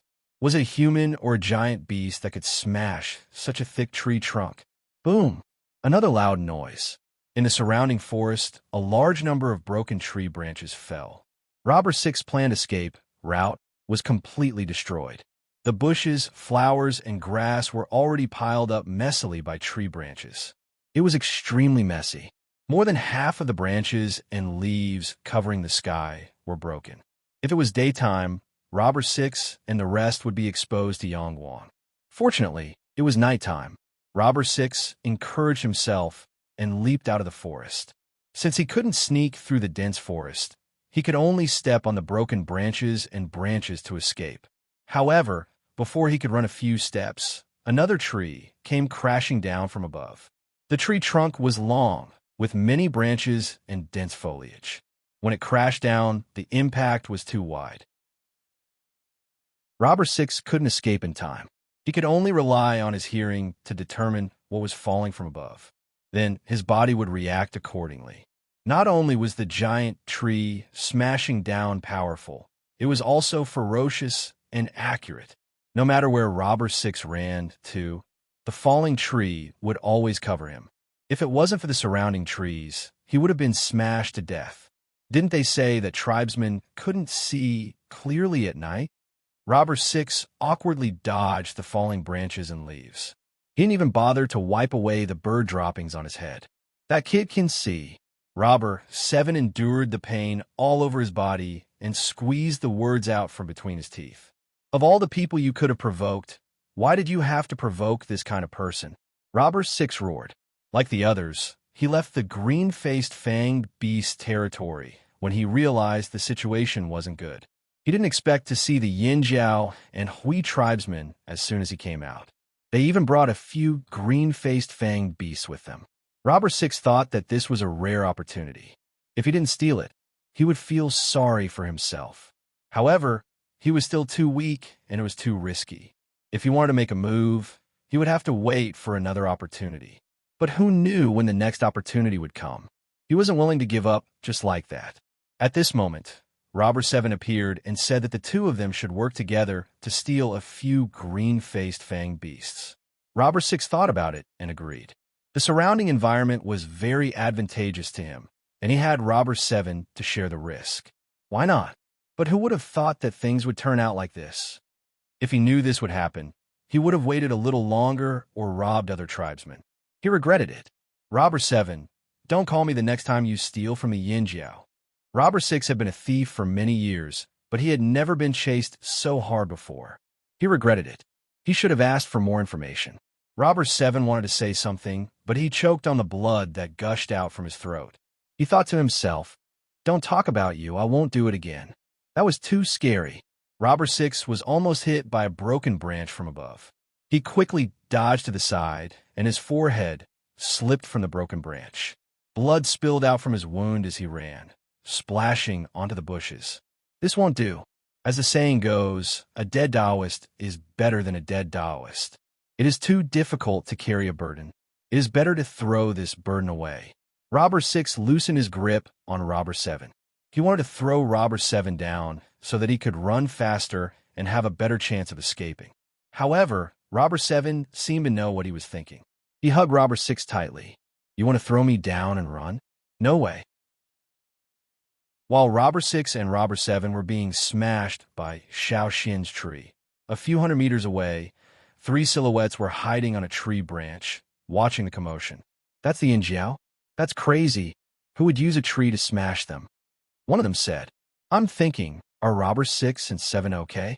Are they still alive? How pitiful. Why don't you guys go help them?" The first person asked the person next to him. "No, I won't go even if you beat me to death.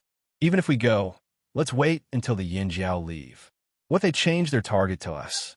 Another person pursed his lips. "Besides, Robber 6 and 7 didn't ask for our help. Why should we go? If Robber 6 and 7 die, does that mean we can all move forward?" The person standing on the other side said calmly. His tone was too indifferent, as if the people who were in danger were not from the same tribe as them. Suddenly, after a loud bang, a sharp whistle was heard from the other side. Hearing the whistle, the three people who were watching the commotion from the tree changed their expressions. They were really forced into such a situation. One of them muttered. Although they wanted the two to die here, they still didn't believe that the two would be forced into such a desperate situation. After all, the two were ranked higher than the three of them. Robbers had their own rules and prefer to act independently. It was rare for them to meet each other, so naturally, their relationship wasn't good. There were many situations where they didn't help, and if there were no benefits, they wouldn't help easily. Especially those ranked in the top 10 of the tribe. They enjoyed more resources and received more benefits, so they had to have the corresponding strength. Being caught instead of stealing was a humiliation. It was a question of their strength. Therefore, after being caught, most of them would find a way to escape instead of asking others for help. Only when they were forced into a desperate situation would they call for help like this. Because if they called for help with this kind of whistle, it meant a complete failure, and they would be demoted. In other words, after Robber 6 and Robber 7 were rescued, their ranking would be lowered. To a robber, this was an extremely shameful thing. On the other side, Robber 6, who was running away, couldn't dodge in time and was hit by a falling branch. He lost his balance and fell to the ground. He was hit by broken branches a few more times, almost burying the two of them. Sensing Xiao Xian's approach, Robber 6 and Robber 7 both rolled their tongues and whistled at the same time. Both of them felt bitter. This was the first time they called for help since they became robbers. Robber 6's eyes were bloodshot, and he looked at Robber 7 as if he wanted to bite him to death. "It's all your fault for being such a burden." Xiao Xian stepped on the fallen tree and ran towards Robber 6 and Robber 7. However, before he could reach them, two silhouettes rushed over at an extremely fast speed. Xiao Xian reached the place where Robber 6 and Robber 7 were buried. Like water droplets falling into a crack, they flashed under the crisscrossing broken branches of different thickness. When they came out again, each of them was carrying a robber and running away quickly. Xiao Xian couldn't make a move, and he didn't continue chasing. He didn't plan to smash the tree again. The person who saved Robber 6 and Robber 7 just now should be a robber with a higher ranking than Robber 6 and Robber 7. Instead of continuing to chase, Xiao Xian decided to turn back. He still had to guard his prey. There were other robbers around, and guarding against them was the most important thing. As for Robber 6 and Robber 7, they wouldn't have the chance to fight again in a short period of time. They needed to recuperate. When Xiao Xian returned with regret, the four Yinjiao tribesmen and the Hui tribesmen formed a defensive circle to protect their prey. However, the Hui tribesmen's faces were a little stiff. They looked at Xiao Xian as if they were looking at a monster. Chapter 557. Where are the two robbers? Duo Kong and the other three looked at Xiao Xian. They were rescued, Xiao Xian said. The four of them looked regretful. It was such a pity that they couldn't smash the two robbers to death. However, Xiao Xian's actions had enlightened the four of them. They shouldn't compete with the robbers in terms of speed. There was another way to deal with the robbers. Just like how Xiao Xian used a long golden racket to knock Robber 7 unconscious. This time, Xiao Xian hugged a tree and smashed it down. If it weren't for the fact that Robber 7 and the others were rescued, he might have smashed the two robbers to death. However, they couldn't ignore their speed. They had to practice it when they got back. Otherwise, the robbers would run out of their attack range before they could even lift the tree. The robbers' advantage was their strange body shape and speed. In terms of physical strength, they were much stronger than the robbers. They should be thinking about how to use their advantage to deal with the robbers. Seeing that Duo Kong and the other three were deep in thought, the faces of the people from the Hui tribe stiffened. Duo Kong and the others looked like they wanted to carry the tree and smash it a few times too. Be careful, there's still robbers around, Xiao Xian said. Yes, we know. After what happened just now, everyone knew that they couldn't be distracted. They had to focus on the area they were guarding. They couldn't be distracted by the slightest movement. Is there any news from the others? Xiao Xian asked. No. Gula shook his head. Speaking of this, the people of the Hui tribe let out a long sigh. Even the robbers in Rock Hill City had come out. If the others didn't come out, they might have really fallen into the trap. There was a glimmer of light in the sky. 3 giant mountain eagles flew over following Gu La's whistle. One of them didn't flap its wings as naturally as the other two. It was the eagle that was hit by an arrow. The other two were energized after leaving the green-faced fanged beast territory. The people of the Hui tribe decided to ride the 2 eagles over to take a look. The 2 giant mountain eagles weren't happy. It wasn't easy for them to get out of that place. Why'd they have to go back? When they thought of the uncomfortable environment over there, they felt like throwing up the meat they had eaten early in the morning. Although they were unwilling, since the people of the Hui tribe insisted, they did as they were told. Xiao Xian couldn't help but think of Cha-Cha when he saw Gu La summoned the giant mountain eagle named Shan Dao. He didn't know how that guy was doing, but he couldn't go to Eagle Mountain to find him. About 2 hours later, the sun had already risen and the temperature in the woods had obviously risen. When all the water vapor in the night had evaporated, the 2 giant mountain eagles reappeared. But this time, they brought back a few people. They were all seriously injured people from the other tribes. Some of them had lost an arm, and their wounds were still bleeding as if they had been blown open. Seeing that the people of the Hui tribe were too busy, Xiao Xian and the others also went over to help. They took out some of the herbs they brought and applied them on the wounds. The others will arrive soon. Gula sighed. He couldn't help but feel lucky that they chose to leave with the Yin Jiao yesterday. Otherwise, they would be in the same situation as these people. After another hour, the sun was scorching the earth. Xiao Xian and the others were resting under the shade of a tree when they heard the commotion. Everyone's expression was very bad. More than half of them were dead or injured. It would be strange if they were happy. Xiao Xian had told them some of the characteristics of the green-faced fanged beast attacks. They were prepared to avoid a worse situation. But when the slaves led the beasts over, their skills were limited. The green-faced fanged beasts were filled with a violent and crazy aura. They didn't care about anything else and only knew how to attack.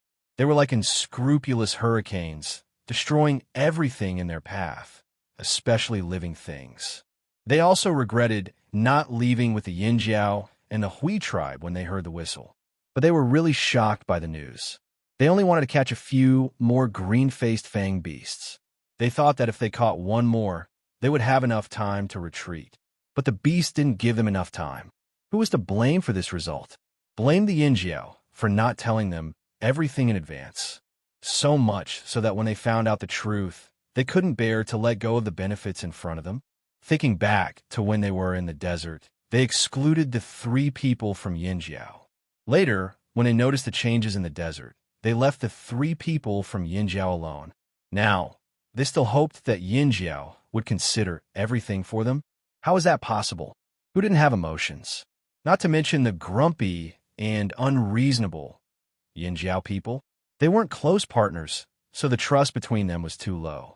They were all on guard, so naturally, they wouldn't tell each other any secrets. From another perspective, they probably wouldn't even lead the way into the forest. Duo Kong laid there without moving. He rolled his eyes at the people who came over and continued to guard their tribe's prey. Xiaoxian also found that the people from the 5 tribes who came back all caught 2 or 3 green-faced fang beasts. The 8-limbs tribe caught the most, with 3. The other tribes only caught 2. The beasts that were tied up were all unconscious. These tribes always had their own ways to keep them unconscious. Hey, Muyu, didn't you guys catch 3 of them earlier? Why are there only 2 left now? And Xiaogu, didn't you catch 4? Why are there only 3 left? Hishi the Hui tribe asked. Hishi's confusion made the people who came over look even worse. It was Chusu of the Mang tribe who explained. Don't mention it. When we came over, we met the robbers. If we didn't gather together, more would have been robbed. They finally got rid of the green-faced fanged beasts and left that place. The beasts didn't chase after them. Just as they relaxed, the robbers attacked. You guys also met the robbers. Gu La was surprised. Also, Chusu caught the word. You guys met the robbers. The people from the other tribes who just arrived looked at the Yinjiao and Hui tribes. There were 9 unconscious green-faced fanged beasts lying there. 9. There were only 2 tribes. Why didn't the robbers steal more beasts? Some people felt it was unfair and were very jealous. She didn't care about the people's expressions and told them what happened before dawn with a little emotion. The people from the other tribes listened and the muscles on their faces kept twitching. No wonder I felt it was so quiet here. So this was the reason, Chusu said. The birds and beasts in the forest were all scared away, so it was good for them to rest. Whether they were satisfied with the result or regretted it, it was all in the past. They wouldn't set foot in the green-faced fanged beasts' territory now. The beasts were probably still in a frenzy, and birds kept flying over there. After resting for a day and recovering their strength, the people from the other tribes were very quiet. Some people were thick-skinned and asked Xiao Xian and the others if the green-faced fanged beasts really had anything to do with gold. In this regard, Xiao Xian and the others all answered with yes, oh, and so on. They didn't say much. The people who asked felt it was boring and didn't ask anymore. The next day, the group set off again and embarked on a return journey. However, the people who returned had different moods. The happiest were probably the people from Yinjiao. Chapter 558. The journey back was quite smooth. They didn't encounter any robbers or Rock Hill City people. Everyone was prepared for the dangerous animals and plants in the forest. However, the weather was getting hotter and hotter. Even the slippery moss on the ground had started to dry up. There were fights every day near the water source. The water Xiao Xian and the others fetched was stained with blood several times. This kind of weather made everyone's hearts sink. Even the Yinjiao people who were originally happy from catching prey were not in a good mood, especially Duo Kong. The winter he experienced last year was on the other end of the spectrum. He heard that it was even worse than last year. Maybe the other side of the sea was already covered in snow. When they returned to the tribe, Xiao Xian and the others found out that the situation in the forest was still good. When they entered the forest to search for the green-faced fanged beast, the stream that the tribe often fetched water from had dried up. There were 3 similar streams nearby that didn't have a single drop of water flowing. The tribe had to fetch water from further places. However, this was already considered good. At least the Yinjiao people were strong. It wasn't difficult for a team of warriors to go out and carry a few large tanks of water back. The expanded animal pens and fields could be used temporarily. There was no crisis. However, many tribes outside were not so good. The weather couldn't be changed. People were panicking. Many small tribes held ceremonies every few days, hoping to change the current situation through prayers and sacrifices. However, the weather didn't change. In fact, it was getting hotter. There was no rain. Not only were the animals in the forest fighting for water, but people were also fighting. It was said that in this unusually hot and dry winter, there were more tribes fighting than before. The reason was mostly because of the water source. Most tribes were located near water sources. In the past, when there was no water shortage, it was fine. However, now that there was such a situation, the conflicts escalated. After all, not every tribe was as close to the forest as Yinjiao. In order to survive, fighting was inevitable. After leaving the forest, the people from the other tribes did not stay in Yinjiao for long. Not only were they worried about the green-faced fang beasts, but they were also worried about the harsh living conditions brought about by the current climate. They had to hurry back to their tribes as soon as possible. Fortunately, only a portion of the people had entered the forest. Every tribe had a portion of their people waiting in Yinjiao. There were also people who came to deliver their sincerity to help protect the green-faced fang beasts so that they wouldn't be kidnapped halfway. When survival became difficult, the number of robbers increased. They had no choice but to be more prepared. After the people from the other tribes left, the Flaming Horn tribe began to prepare for the upcoming battle. The green-faced fang beast that he had been looking forward to all day was finally back. It was time for the next step. Since the green-faced fanged beast's blood was special, it would evaporate before it could be used. Due to the lack of time, it was easy to make mistakes during the forging process, so it was best to extract some of the blood first. For this reason, Xiao Xian used a bamboo tube to make a simple syringe. It was as thick as a child's arm and nearly half a meter long. The inside of the syringe was polished and cleaned many times to prevent too many impurities from affecting the forging process. The piston was made of resin, taken directly from the plants in the forest, and connected to the piston rod. The needle was made from a type of bird's bone. Their bones were hollow. He chose a bone that was thin and hard enough. One end was connected to the syringe, and the other end was sharpened to make it easier for the needle to pierce. If it was too thin, it wouldn't be hard enough and would break easily. After it was done, Xiao Xian tried a few times to get some water. It was okay, it didn't leak. Seeing Xiao Xian make something like this, everyone felt very curious.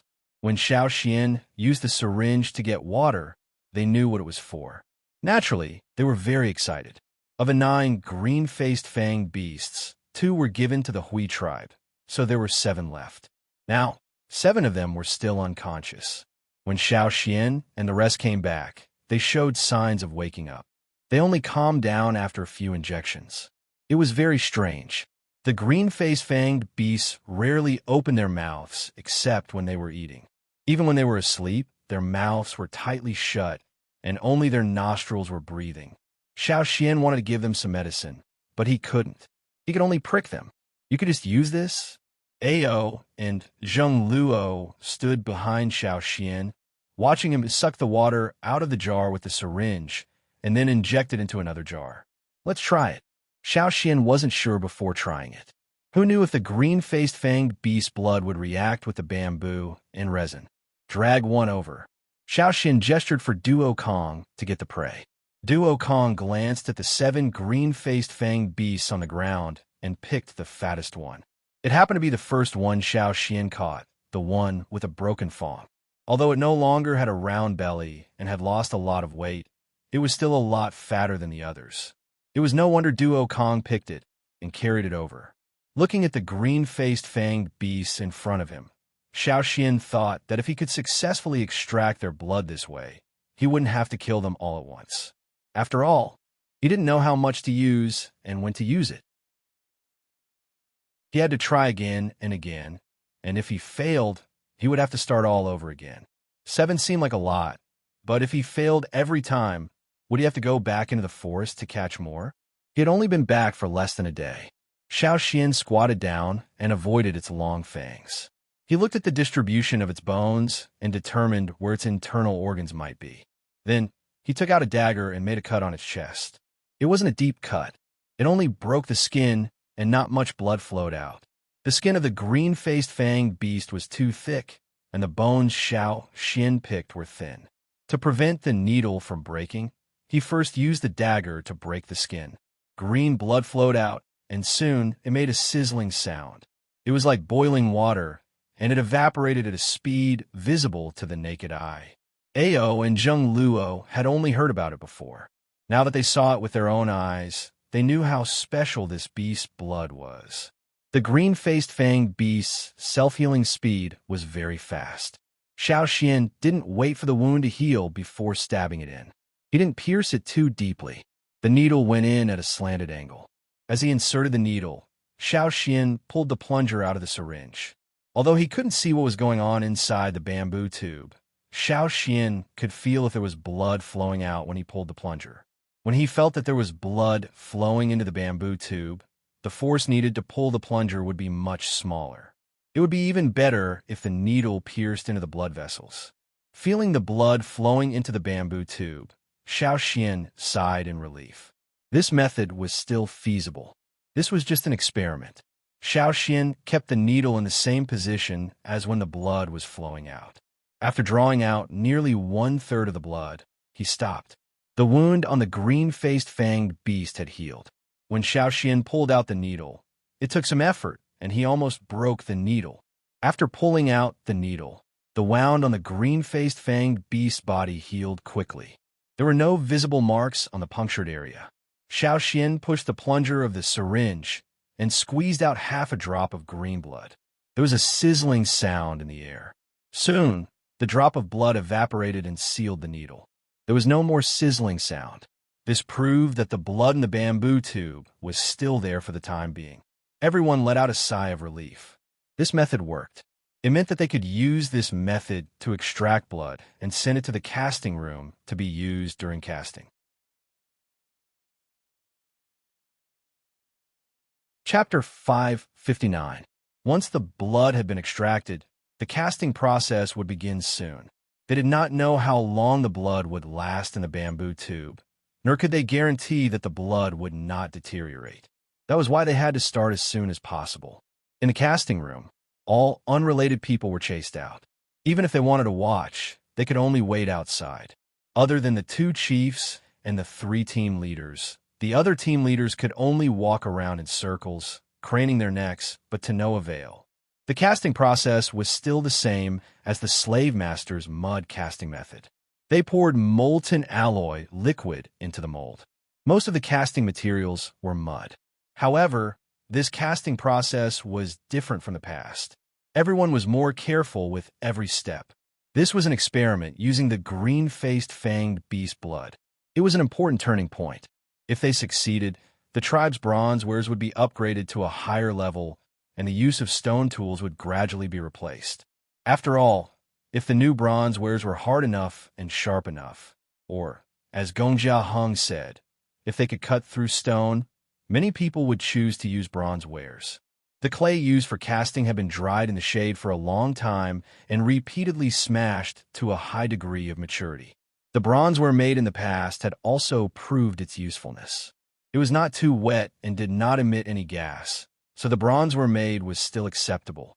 This time, the mud used was more stringent in the process of sieving, rinsing, drying, and so on. The smelting process was the same as before. However, after the black gas, the yellow gas, the white gas, the green gas, and finally the green gas, the copper alloy was completely melted. According to the previous process, the casting process was ready. However, this time was different. Before the casting process, the green-faced fanged beast blood would be added. When Xiao Xian saw the words on the mountain wall of Gongjia Valley, it mentioned when to add the beast blood. However, it did not explain the details, so Xiao Xian could only guess. He removed the needle from the syringe. Green blood flowed out from where the needle was connected to the bamboo tube, making a sizzling sound. Just drip it? The craftsman beside him was so nervous he was stuttering. What else could he do? It was impossible for Xiao Xian to ask a Gongjia family member, so he could only try pouring it in. Xiao Xian held up the bamboo tube and let the beast blood drip out from the small hole connected to the needle into the molten copper alloy liquid. The sizzling green blood made the people who were staring at the scene feel as if their hearts were being roasted on a hot stone slab. It was a torment. He was nervous, anxious, and his entire body was stiff. He didn't dare to move or make a sound, for fear of disturbing the other side's movements. The blood dripping into the copper alloy liquid stopped abruptly with a sizzling sound. It did not evaporate like Xiao Xian and the others had expected. Instead, it spread out in the copper alloy liquid. Poof! As the blood gradually dripped down, a green flame suddenly emerged from the alloy liquid. The body of the flame was not very high. The layer of flame that was stuck to the surface of the alloy liquid was not even as high as the pinky finger. The fire was still burning, and the alloy was still melting. More and more blood dripped from the bamboo tube. The surface of the alloy liquid was covered in a layer of green flame. At the same time, the alloy liquid inside churned, but there were no bubbles. There was only a burning green flame. The color of the alloy liquid was changing. It darkened slightly and was no longer gold. As the alloy liquid churned, the color became uniform. When the beast blood was used up and there was no more, the green flame in the alloy liquid gradually disappeared. Then, the casting process would begin. Outside the forging room, Mai and the other team leaders, as well as Tuo, Xiang Chun, and the others who knew the secret of the metal wares, were all waiting outside. They wanted to listen in to satisfy their curiosity, but until now, there was nothing they wanted to know. The two leaders were too calm. Even if they exclaimed in surprise, it would have been better than remaining silent all the time. After a long while, the sound of forging came from the room. Forging, carving, annealing, sharpening. Although everyone was nervous, the work was carried out in an orderly manner. Other than giving instructions, no one asked or said anything else. The two chiefs also became a part of the background. They stared nervously at the broad copper knife that was almost finished. The knife looked rough and did not have much beauty. But in the eyes of the people in the room, it was a peerless beauty. It was different from the previous bronze wares. Although it was not finished, it gave people the feeling that it was on another level. In the sky outside the room, the sun was hanging high in the sky. At dusk, the afterglow of the setting sun shone everywhere. The shadows of the people waiting outside were elongated. Inside the room, Xiao Xian held the newly cast copper knife and wiped it with a piece of animal skin. The biggest difference between this saber and the bronze weapons from before, and also the most eye-catching part of it, was its color. It was not gold, nor was it silver white, silver gray, or even reddish like the other bronze wares.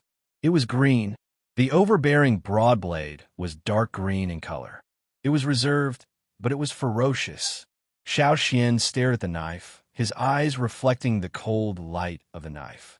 He threw away the animal skin he was wiping and ran his fingers along the edge of the knife. Then he flicked it lightly. It was like the whistling of the wind, but also the vibrating sound of the sharp blade. When it reached his ears, it felt like something was charging through his blood. Green bronze wares.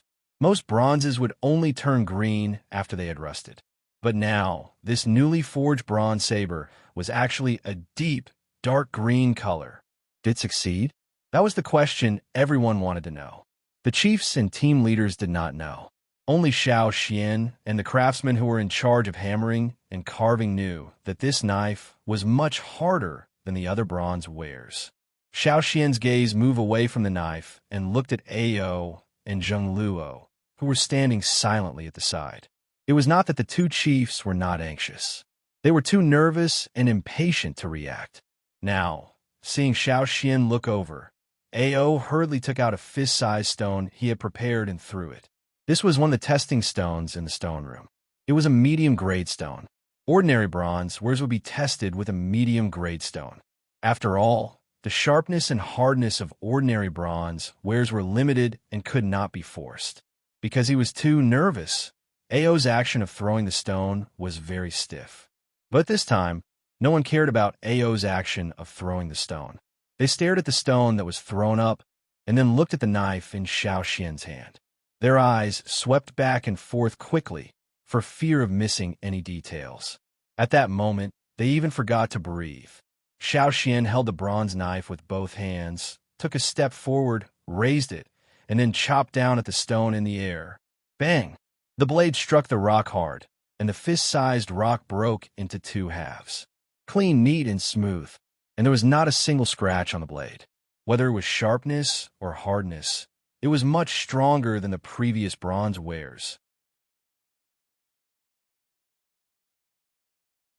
Chapter 560. The first stone was a medium-grade stone.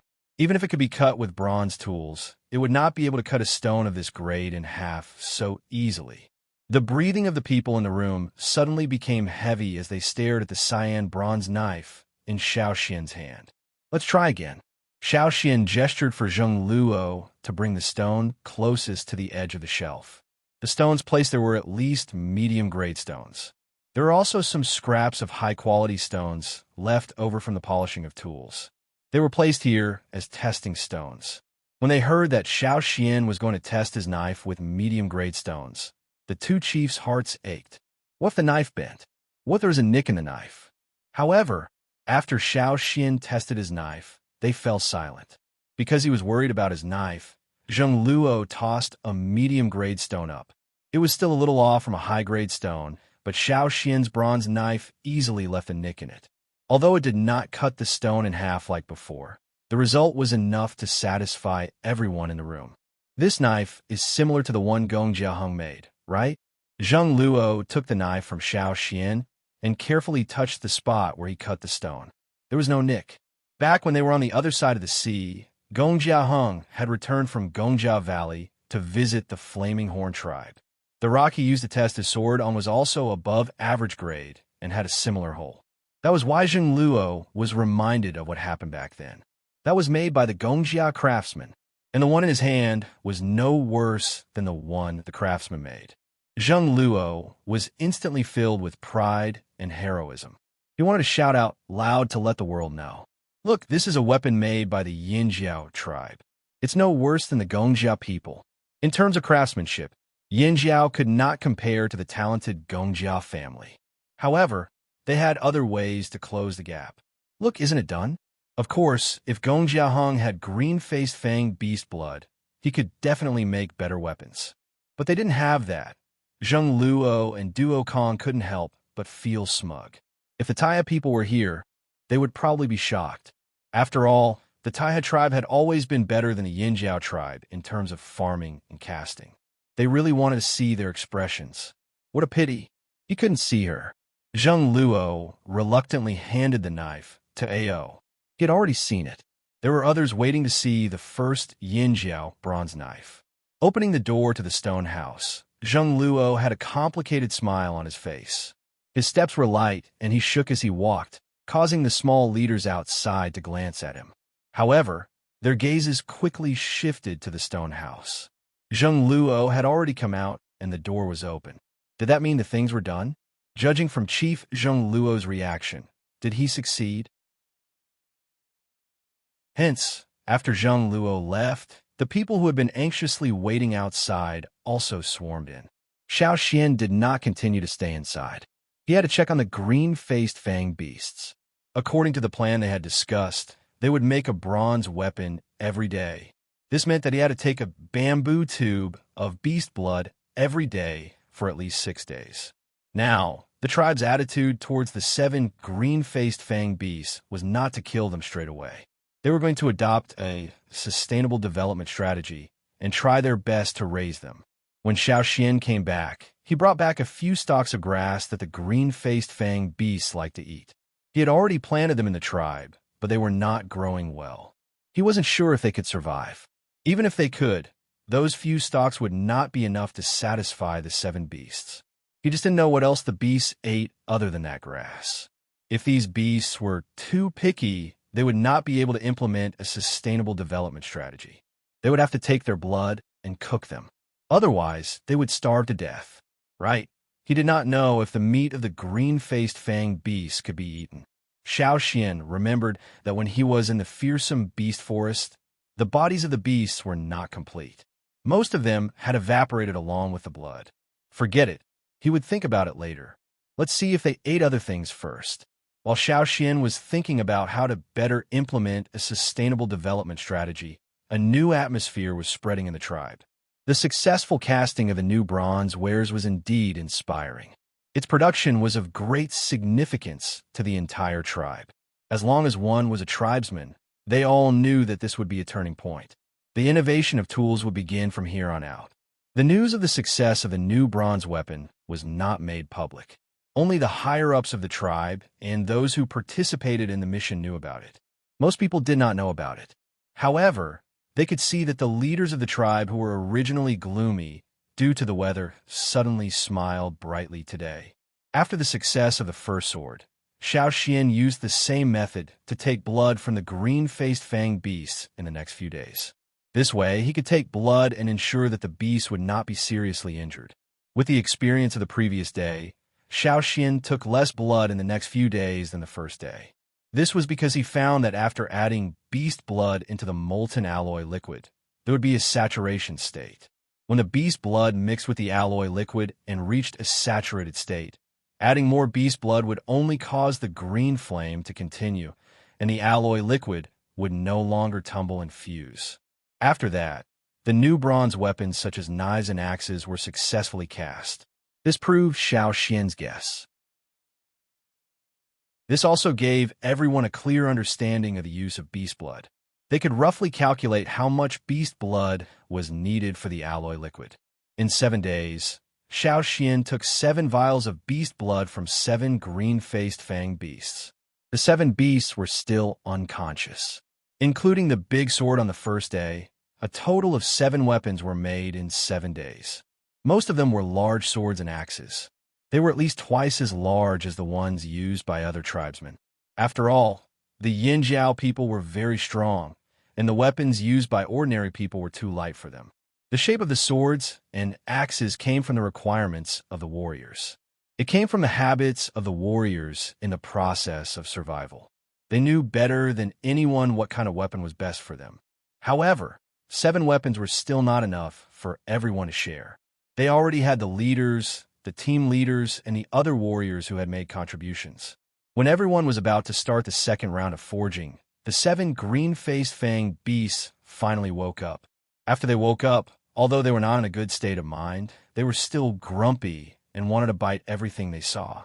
Taking a vial of blood still affected them. The first beast whose blood was taken was still okay. After all, it had woken up in the middle of hibernation to look for food. However, the other 6 beasts were different. They were woken up in the middle of hibernation and were caught before they could look for food. When they were in the fearsome beast forest, they had consumed a lot of energy.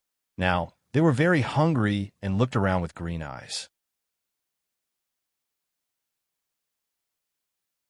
Chapter 561. The 7 green-faced fanged beasts woke up probably because they were starving and had their blood drawn. Although they didn't seem to be in a good mental state, their eyes were still ferocious. Their green, wrinkled faces looked even more ferocious. Their 2 big fangs made a crackling sound in the air. They seemed to be very unstable in their irritation. What should we do? Duo Kong threw the grass in his hand to the ground and scratched his head impatiently as he asked Xiao Xian. Now, it was difficult to even get close to the 7 green-faced fanged beasts, let alone feed them. As soon as they got close, the 7 beasts would shake their fangs and stab them as if they had seen their enemy. Although the 7 beasts were tied up tightly, and even if they shook their heads, the angle was limited and they couldn't hurt anyone. But now, the 7 beasts were completely uncooperative. The grass that Duo Kong threw in front of them was the freshest grass he had gotten from the mountains early in the morning. The beasts in the animal pen outside the forest liked to eat this grass. Unfortunately, the 7 beasts didn't appreciate it at all. They didn't even look at it and try to stab Duo Kong with their fangs. This grass doesn't look that different. Why aren't they eating it? Duo Kong sat cross-legged on the ground and looked at the 7 beasts who were glaring at him. How about I go and pull some of that grass over? Ma asked. It was just planted. Plus, there are only a few of them over there. Even if they eat it, there isn't enough grass. Duo Kong shook his head. He didn't think it was a good idea. If the 7 green-faced fanged beasts continued to be like this, not letting anyone get close to them, being hostile to everyone, and being picky about their food, they could only cook them. Even if they couldn't cook them, they could still keep their fangs and bones to make bone tools. Xiao Xian looked at the 7 green-faced fanged beasts that were struggling and breathing hard. He decided to give it a try. For the past few days, he had been thinking about how to deal with the 7 green-faced fanged beasts. There was a huge demand for new bronzes in the tribe, and it was not a good idea to go back and catch the green-faced fang beast now. The weather was getting hotter and hotter, and the beasts in the forest were fighting for water. The fighting was getting more intense, and the hinterland of the forest was getting more dangerous. It was not a good time to enter the forest. If they could raise these 7 beasts and take their blood every 7 days, these 7 beasts would continue to live, and the tribe would be able to obtain what they wanted from them. If he wanted to raise it for a long time, he couldn't keep it tied up all the time. It would be best if it was obedient. To make them more obedient, it was impossible to domesticate them. Their tempers had long been cultivated. Xiao Xian thought about it, and there was only one way: to enslave them. Jiju had once said that the first slave would be the most loyal of all the slaves, and the one with the closest connection to the slave master's consciousness. No matter how good the other slaves were, they would always be a little worse. This was the commonality of slavery, so in choosing the first slave, one must be very cautious. However, Xiao Xian already had his first slave, and his loyalty was indeed very high. Other than that, Xiao Xian really hadn't enslaved anyone else. Jiju had also warned Xiao Xian that other than the first slave, the slaves enslaved later had limited loyalty.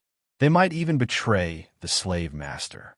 Moreover, wantonly enslaving slaves would cause their own characteristics and strengths to be scattered, and the connection between their consciousness would not be tight enough. When choosing to enslave a slave, one had to think more. Xiao Xian didn't want to enslave anyone for the time being, but these green-faced fang beasts were worth a try. 7 wasn't a lot, and it was much better than enslaving hundreds of people in the desert. It didn't matter if the connection between their consciousness wasn't tight enough. Xiao Xian didn't want them to fight or work. He just didn't know if they would be obedient after being enslaved. He had to give it a try. Xiao Xian told the chief and team leader of his thoughts. Although the tribesmen rejected the slave masters, it was only directed at those in the desert and some people on the other side of the sea, not Xiao Xian. The tribesmen's rejection of the slave masters was attributed to the tribesmen's xenophobic ideology. Subconsciously, the tribesmen never regarded Xiao Xian as a slave master. Xiao Xian was a Yinjiao. Even if he could enslave slaves, he was still a Yinjiao. How could he be a slave master? No matter who said it, they wouldn't admit it. This was completely according to their own classification. Not to mention Xiao Xian, even if other people in the tribe, such as the shaman, chief, team leader, or other warriors could be enslaved, the tribesmen wouldn't admit that they were slave masters. No matter what others said, they wouldn't admit it. They were clearly their own people, Yinjiao tribesmen. No matter what you said, the Yinjiao people wouldn't listen. They were stubborn and stubborn to the end. When they found out that Xiao Xian also knew the method of enslavement, Duo Kong and the others also wanted to learn. Unfortunately, they couldn't learn it, and in the end, they just left it as it was. Now, other than Xiao Xian, there were other people in the tribe who could use the method of enslavement, such as the 2 shamans, Gui Zhe, and a few other warriors. However, the success rate wasn't high, and most importantly, those people weren't as reliable as Xiao Xian. Instead of asking them to enslave the green-faced fang beasts, it was better to let Xiao Xian give it a try. At the place where the green-faced fang beasts were tied up, there was no one else other than Xiao Xian and a few other leaders. There were also warriors guarding outside, and they wouldn't let unrelated people near. Xiao Xian glanced at the green-faced fang beasts and walked to the one with a broken tooth. Seeing Xiao Xian, the green-faced fang beast probably recognized him. It struggled hard, and a murderous intent in its eyes shot out. If it wasn't tied up at this moment, it would probably rush towards Xiao Xian and fight to the death. Unfortunately, now that it was tied up, it wasn't in good spirits. After struggling for so long, it was hungry and weak, and its strength was a lot weaker. It couldn't attack Xiao Xian. Staring at the green-faced fanged beast in front of him, Xiao Xian reached out his hand. Xiao Xian hadn't used the power of enslavement for a long time, and according to the rules of power flow in his memory, he slowly mobilized the power of inheritance. Xiao Xian's aura suddenly changed in an instant. In his mind, the totem flame violently rolled, and the shell wrapped around the totem flame became brighter. 5 blue flames came out of it, and the momentum was like a dragon. They rushed directly through his arm and reached Xiao Xian's 5 fingers. Puff! The blue flames came out of Xiao Xian's hand. The green-faced fanged beast that was struggling to breathe suddenly seemed to be extinguished. Not only the one in front of Xiao Xian, but the other 6 also stopped struggling, and their eyes were fixed on Xiao Xian. The blue flames wrapped around his hand, and he reached out to the green-faced fanged beast in front of him. Whoosh! A gust of wind suddenly blew in the house, and there seemed to be layers of ripples flashing in the air. The few warriors guarding outside the house were a little uncertain when they heard the wind. They looked at the trees and the weeds on the ground outside, and they didn't move much. How could they hear the wind? However, the wind was getting louder and louder, and the warriors guarding the house couldn't ignore it. Some of the small gaps in the house's doors and windows were pushed out, making a sharp sound, as if something was roaring and was about to rush out. Chapter 562. When the wind stopped blowing, the enslavement of the 7 green-faced fanged beasts was complete. However, the 7 green-faced fanged beasts were unconscious again. The specific results of the enslavement could only be determined after they woke up. Xiao Xian could feel the connection between his consciousness and the 7 green-faced fanged beasts. Although it was not as close as the first enslaved sapphire, he could still roughly understand their situation. The enslavement was successful, but these 7 beasts might not be as obedient as everyone expected. Fortunately, these 7 beasts were still very strong. They would be fine even if they were starved for 2 more days. Xiao Xian was sure of this. The next day, Xiao Xian received a report and once again went to the house where the green-faced fanged beasts were kept. The 7 green-faced fanged beasts had already woken up. Duo Kong and the others were still standing at a safe distance, looking at the green-faced fanged beasts and waiting for Xiao Xian's confirmation. Everyone was still very nervous about how obedient these 7 new slaves would be. It would be great if they were as obedient as Sapphire. After all, the green-faced fanged beasts were too aggressive. Their fangs were also dangerous. It would be bad if they stabbed the people in the tribe. The obvious difference between these 7 beasts and yesterday was that their eyes were not as fierce as before. Especially after Xiao Xian's appearance, they were much more restrained. The frequency of their nostrils snorting decreased. When Xiao Xian approached, they did not struggle. This was a good sign. Xiao Xian walked over. The first one he picked was the one with a broken tooth. As Xiao Xian approached, the green-faced fanged beast only shook a little as if it wanted to avoid him. In the end, it stopped and did not move again. Xiao Xian reached out his hand and approached the vine rope tied to the green-faced fanged beast. It just looked at him and did not intend to attack. The fanged beast did not point in the direction of Xiao Xian either. Seeing that everyone in the house was ready to defend, Xiao Xian untied the vine rope on the green-faced fanged beast. During the process, he also paid attention to the connection between him and the green-faced fanged beast. After confirming that it was not aggressive, he released the vine rope. Patter! The ropes that bound the green-faced fanged beast's head and forelimbs fell to the ground. It seemed to want to run away, but Xiao Xian held it down. If it had been in the past, it would have definitely turned its head and stabbed Xiao Xian with its fangs. But now it only struggled a little and remained in the position where Xiao Xian held it down. Not only was there no ferocity in its eyes, but it was also puzzled, as if it did not understand why Xiao Xian held it down and did not allow it to move. Seeing this, the 2 leaders and the team leaders felt relieved. Then, joy appeared on their faces. No matter what the final result was, they were already very satisfied with this level of enslavement. Compared to the situation yesterday, where they were struggling and shaking their fangs with all their might, the ones in front of him now were really too obedient. Seeing that the result was satisfactory and in line with his expectations, Xiao Xian untied the vine rope that bound its hind legs. After being tied up for so long, the green-faced fanged beast supported itself on the ground with its 4 hooves and stood up uncomfortably. The leaders and team leaders next to them tightened their grip on their weapons and stared at the green-faced fanged beast that had already stood up, guarding against any sudden attacks. Xiao Xian was also on guard. Although the consciousness that connected with the green-faced fanged beast did not have any intention of attacking, it was still better to be cautious. The green-faced fanged beast that finally stood up on its 4 hooves. It was unknown whether it was because it was too hungry or because it had been tied up for too long that its whole body was stiff. It walked a few steps unnaturally, then with a whoosh it ran away. Xiao Xian put down his sword because he didn't receive any attack from it. The chiefs and leaders in the house could see that the green-faced fanged beast was just trying to run around. It wasn't trying to attack them. Xiao Xian's order to them, "Don't attack the people of the Flaming Horns tribe at will," was indeed carried out. After running around the room like the wind, the green-faced fanged beast walked to Xiao Xian's side and looked at Xiao Xian. What does it want to do? Zheng Luo did not understand the green-faced fanged beast's behavior and asked. "It's hungry," Xiao Xian said. "It wants to show that it's very hungry right now." "Then what should we do?" Duo Kong pulled his hair in frustration. "They didn't eat the grass I cut. They didn't even smell it."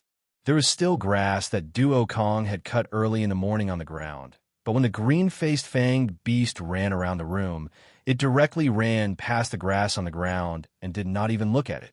"Let's not worry about that for now. Xian, untie the rest," Ao said.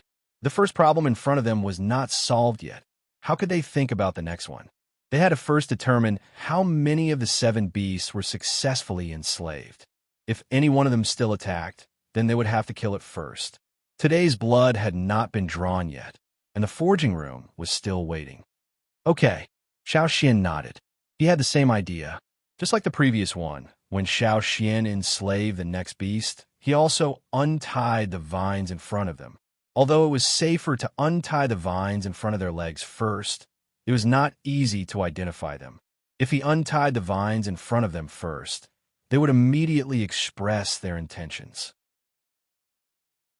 After their heads and necks were freed, if they had the slightest intention to attack, they would immediately execute it.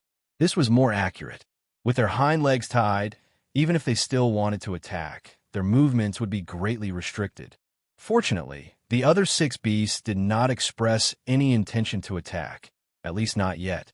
Xiao Xian picked up the vines on the ground and looped them around their necks one by one. Then, he held the other end of the 7 vines. "Okay, the first problem is solved. Now, we should think about what to feed them." Zheng Luo sighed. If they wanted to raise these 7 beasts, they had to feed them, right? What should they feed them? The problem now is not what to feed them, but what do they want to eat?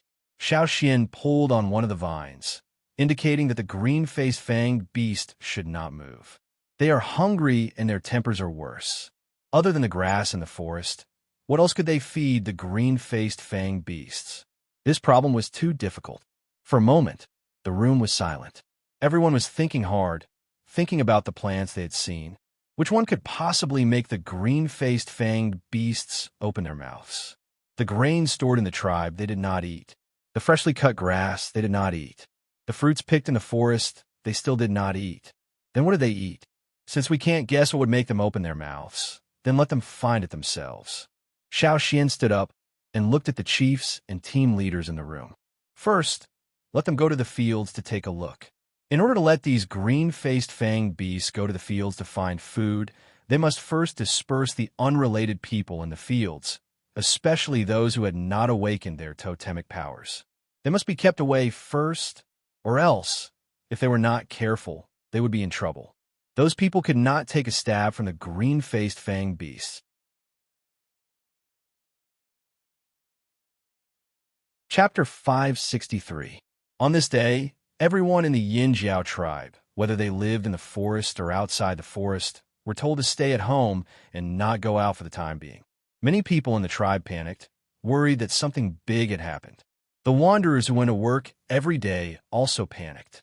They relied on their labor in exchange for food from the Yinjiao tribe. They couldn't help but wonder what had happened when the Yinjiao suddenly sent out such a message. Were there bandits again? It shouldn't be. Even if there were bandits, it wouldn't be like this. Was there something dangerous? No matter how curious they were or what they thought, since the tribe had sent out this message, they had to do as they were told. For a moment, the forest was much quieter. In order to avoid provoking the green-faced fanged beasts, the tribe sent Caesar and the other beasts away. They didn't let them see each other. The patrolling warriors were guarding everywhere with shields and nets ready in case the green-faced fanged beasts suddenly went berserk. They could subdue them as soon as possible. The 7 green-faced fanged beasts were all taller than Xiao Xian's waist. The biggest one was as tall as Xiao Xian's chest. The rattan rope was thicker than an adult's arm. It was one of the toughest vines used to tie ferocious beasts in the tribe. It was impossible for Xiao Xian to grab all 7 rattan ropes at once. That would be inconvenient, so he simply tied one end of the 7 rattan ropes together. He only needed to control the knots made by the 7 rattan ropes. The 7 green-faced fanged beasts were very excited when they were finally released. They wanted to fly away immediately, but their necks were tied and the other end of the rope was firmly controlled by Xiao Xian. They couldn't run away. After being enslaved, the slaves were afraid of their masters, so they didn't dare to use their fangs to break the vines. However, once they slowed down, they couldn't fly anymore. So, when Xiao Xian led the 7 green-faced fanged beasts out, this was what the tribesmen saw. 7 ferocious-looking creatures with green faces, slanted eyes, long fangs, and ferocious expressions were rapidly swinging their short and thick limbs.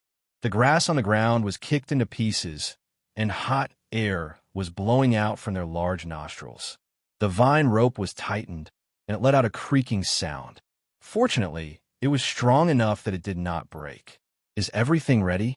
Xiao Xian looked at Duo Kong, who was running over from outside the forest. All right, other than the patrol team and the guards there's no one else.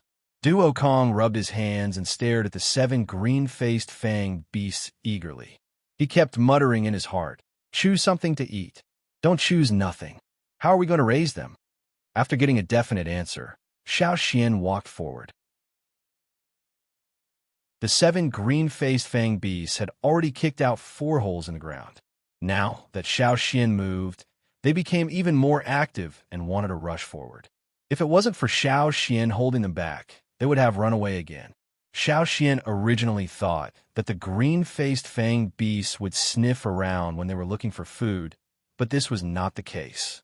Other than the short pause when they were released, they tried to rush out of the forest. The 7 of them were running in the same direction. They did not run in different directions like Xiao Xian thought. Xiao Xian followed them outside. Because they were walking on a paved road, there were no trees in the way, so this part of the journey was very smooth. They wanted to walk in a straight line, but if they walked in that direction, they would go off the road and into the forest. There would be more trees to interfere with them, and the 7 vine ropes might even entangle them. What Xiao Xian did was to pull them back every time they ran out of the path. 7 green-faced fanged beasts pulling them together. If it was someone from another tribe, they might not be able to handle alone. After the patrolling warriors saw this, they discussed it with their companions. "I heard that those things can fly on the grass, but they look very heavy, and I don't see them flying. But why are the chiefs and leaders following us? They seem very nervous." Finally, they were out of the forest. There were no trees around, so Xiao Xian did not force them to follow the path anymore. Instead, he followed them. There was a lot of farmland outside the forest. It was reclaimed after the destruction of the Wanshur tribe. In the direction where the green-faced fanged beasts ran, the planting time was relatively late. Most of the seeds were planted with the seeds given by Jiju. They felt that this winter would not be too cold, so they tried to plant them. There were not many of them, and the area was not big. The planned plots of farmland were guarded by warriors. In the past, there would be tribesmen working here, but today they were all chased back home. Xiao Xian knew what kind of crops were planted on each plot of land. He had already prepared an animal skin roll, and on it, there were plots of farmland. When he led the green-faced fanged beasts through the farmland, 2 green-faced fanged beasts stopped running next to a field. They wanted to rush into the field, But the other 5 beasts did not seem to want to stop. Xiao Xian made a mark on this piece of land on the animal skin roll, and then asked the warriors guarding there to cut a few leaves from the ground. Because these were planted late, the seedlings were not tall, and the leaves were not big. Xiao Xian handed 2 narrow leaves, about the length of a finger, to the 2 green-faced fanged beasts that stopped just now. These 2 beasts sniffed the leaves, then opened their mouths a little and bit the leaves into their mouths. Looking at the way they ate, it seemed like they were forcing themselves to eat. As for the other 5 beasts, they did not even force themselves to eat. They simply sniffed and did not open their mouths. They struggled with the vine rope and wanted to run forward. No matter what, at least 2 beasts could open their mouths. The chief and team leaders behind suddenly let out a long sigh of relief, and a smile appeared on their faces. Xiao Xian continued to walk forward.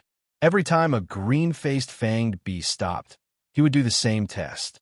Then, according to the reaction of the 7 beasts, he would make a mark on the animal skin roll. How many green-faced fanged beasts were interested in a particular plant, and which ones they were interested in, were all recorded. The 7 green-faced fanged beasts seemed to have different interests in different crops. Just like how people have different tastes, some like salty food, some like sweet food. Until now, other than the grass they ate in the hinterland of the forest, they did not have any other interests in common. The chief and team leaders behind felt that these 7 beasts were too troublesome to raise. The food they fed was different, and they all picked the precious crops from the seeds of the G family on the other side of the sea. In such a strange climate, when people in small tribes had to eat tree bark and soil, they still had to feed the beasts with precious crops. It was too extravagant. Seeing that they were still struggling, Duo Kong and the others couldn't help but want to go over and twist their heads off. Moreover, a beast ate better than them. What kind of feeling was that? They had never thought about it before. If someone had told Duo Kong this before, he would have thought that the person who did this was crazy. But now, they were willing to be cheated. The Yinjiao people had mixed feelings. However, for the sake of the new bronze wares, they endured it. Eating good food and being picky was better than not eating anything at all. Now, the Yinjiao people wanted to worship these 7 beasts. After all, their blood was precious, and the casting of the new bronze wares could not be done without them. While everyone had mixed feelings, the 7 green-faced fanged beasts led by Xiao Xian stopped at the same place at the same time. Everyone raised their heads and looked in front of them. It was a fence made of tall wooden stakes. This was the place where Xiao Xian had knocked out Robber 7 with a slap.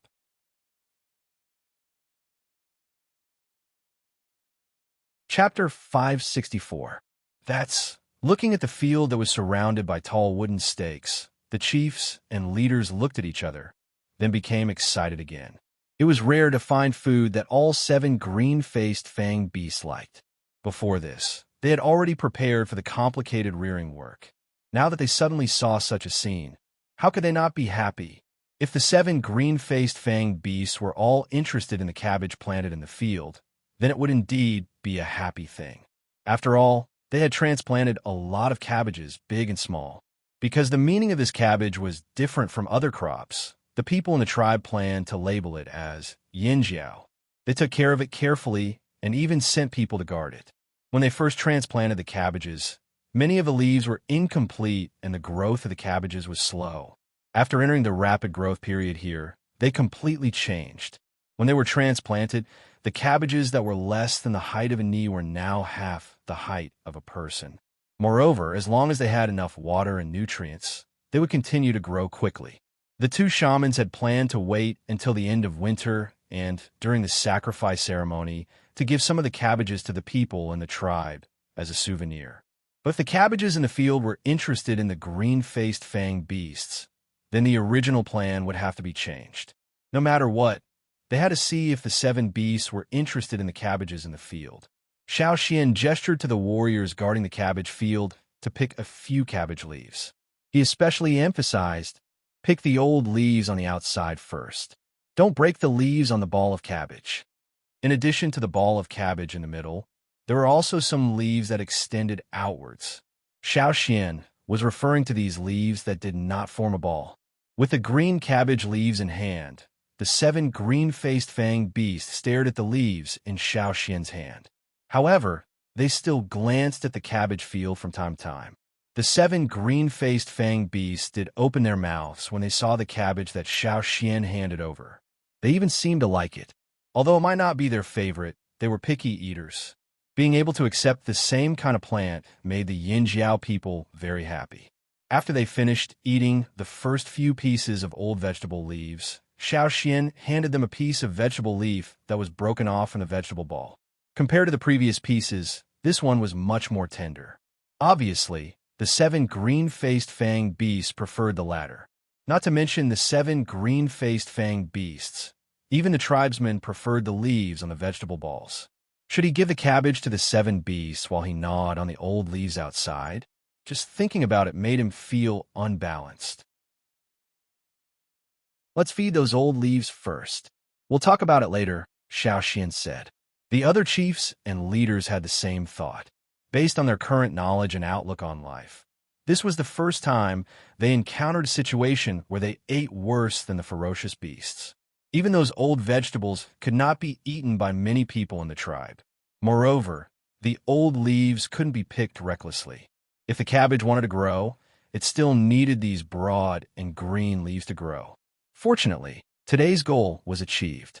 After walking around the field and counting, the only thing that the 7 green-faced fanged beasts liked was cabbage. As for the other crops, there were always a few among the 7 beasts that had different preferences. But it didn't matter. If the cabbage wasn't enough, they could use other crops to make up the numbers. Anyway, Xiao Xian had already recorded the preferences of the 7 beasts. These 7 beasts were also numbered with paint, so that the people who fed them in the future would be able to match them. After solving the food problem of the green-faced fanged beasts, the worries in everyone's hearts were finally relieved. Because the green-faced fanged beasts had a bad temper, the tribe decided to raise them in another place. There were many mountains near the tribe, and there were large and small caves in the mountains. One of the caves in the mountains had been excavated by the tribesmen and was divided into several small rooms.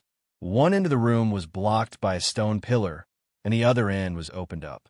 When the green-faced fanged beasts were not hibernating, they liked to move around alone. Therefore, 7 small rooms were excavated so that they could have their own territory and avoid fighting. Right now, they were still hibernating. If they continued to sleep, they would like to huddle together, so the other end of the 7 small rooms would lead to the same empty room. They didn't know what the inside of the green-faced fanged beast cave looked like. After the excavation, they put some hay in the same way as in the animal pens. Of course, compared to the hay in the tribe's animal pens, the grass in the green-faced fanged beast cave was much better. They were all carefully selected. According to the tribesmen's thinking, they could eat worse food, but the weapons they used had to be better. Therefore, the grass in the animal pens of the food beasts was of lower quality. As for the 7 green-faced fanged beasts, they had to live in better conditions. If they fell sick, the blood they provided could affect the forging of the weapons. The 7 green-faced fanged beasts were placed in a new place. They were still not used to it, but right now, what they cared about the most wasn't the cave, but their stomachs. Therefore, when the vegetables and grains were placed in their respective troughs, they didn't care about anything else. They just ate first. Xiao Xian saw the way the green-faced fanged beasts ate for the first time. It wasn't that their table manners were bad. They just ate a little faster. What surprised Xiao Xian was that their stomachs were inflated. The amount of food he fed them wasn't much. If it were other beasts or humans, this wouldn't happen. However, the green-faced fanged beasts were different. The amount of food they ate was much more exaggerated than the amount they ate. This reminded Xiao Xian of the situation when he first met Broken Fanged. It was blocked at the entrance of the cave because of its round stomach. Xiao Xian thought it ate too much, but now it seemed that even if they ate a lot, it wasn't as big as he thought. Fortunately, although the 7 of them had become bigger after eating, they hadn't reached the point where they were completely round. Without food, the 7 beasts threw a tantrum for a while. They even knocked over the stone troughs and poked a few holes in them. After venting, the 7 beasts ran to the innermost room covered with hay and huddled together to sleep. Xiao Xian went in to take a look. After about half a day, their swollen stomachs shrank. It was similar to what he saw in the forest. After sleeping for a day, the 7 beasts got up to eat again. This time, Xiao Xian put in almost a third more food than last time. After they ate, they slept for a longer time. After all, it was still their hibernation time. Because he was worried that it would be difficult to raise the 7 beasts in the beginning, Xiao Xian didn't take any more blood before they woke up. If he wanted to implement a sustainable development plan, he had to be patient. Sharpening the knife won't delay the work of cutting wood. He had to raise the 7 beasts first.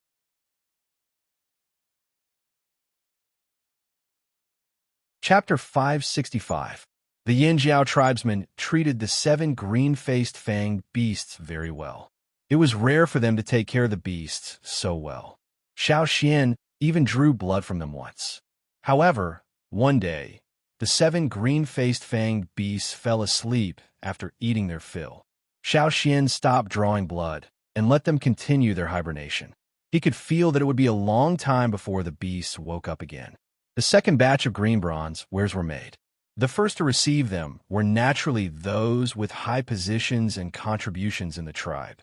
The chief and the team leaders all received their wares, but there were close to 20 of the team leaders. There were too many people, but not enough wares, so the chief and the team leaders distributed their old weapons for the team leaders to use first. Many of the weapons were made by Gong Jiaheng. Although they were not as good as Xiao Xian's sword, they were better than most of the bronze wares now. When there were no new bronze wares, the team leaders did not complain. It was already good enough to have them. Didn't they see how envious their subordinates were? The bronze wares and the green-faced fanged beasts were temporarily solved. However, there was another very serious problem. The weather. Yes, there were no snow walls taller than houses, so people would not freeze if they walked out. However, they were running towards the other extreme. Compared to the time when Xiao Xian and the rest returned from the forest, the weather was much hotter now. If a bird's egg was dropped on the ground and cracked, the egg would be cooked immediately. That was a muddy grassland. Many of the grass that was still green in the beginning of winter could not withstand the cold, but could not withstand the drought. Clumps of grass withered and died. The tribesmen cut them and tied them into bundles to be used as firewood. However, they had to avoid fires in dry weather. They were in the forest, after all. If a fire broke out in this weather, the entire tribe would suffer. Hence, under Xiao Xian's suggestion, the tribe strengthened their management of the fire, especially the people who lived in the forest. They were all warned. According to the warriors who went out to scout, the fighting outside had become more and more intense. Before, it was only some small tribes that were fighting. Now, some large and medium-sized tribes had joined in the fight.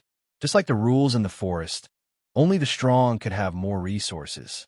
The weak could only stand aside and watch, praying that the strong could give them some leftovers. A few days ago, the Lu tribe sent people over with more than 30 dumb birds. They wanted to trade for water and some other things with the flaming horns. Due to the hot weather, the Lu tribe's large-scale breeding of all kinds of animals was not in good condition. However, the chief of the Lu tribe had made a wise decision this year. They had sold most of the animals in the tribe at the beginning, leaving behind only the young ones. Nearly half of the animals were sold to Yinjiao, and the other half were sold to various large and medium-sized tribes.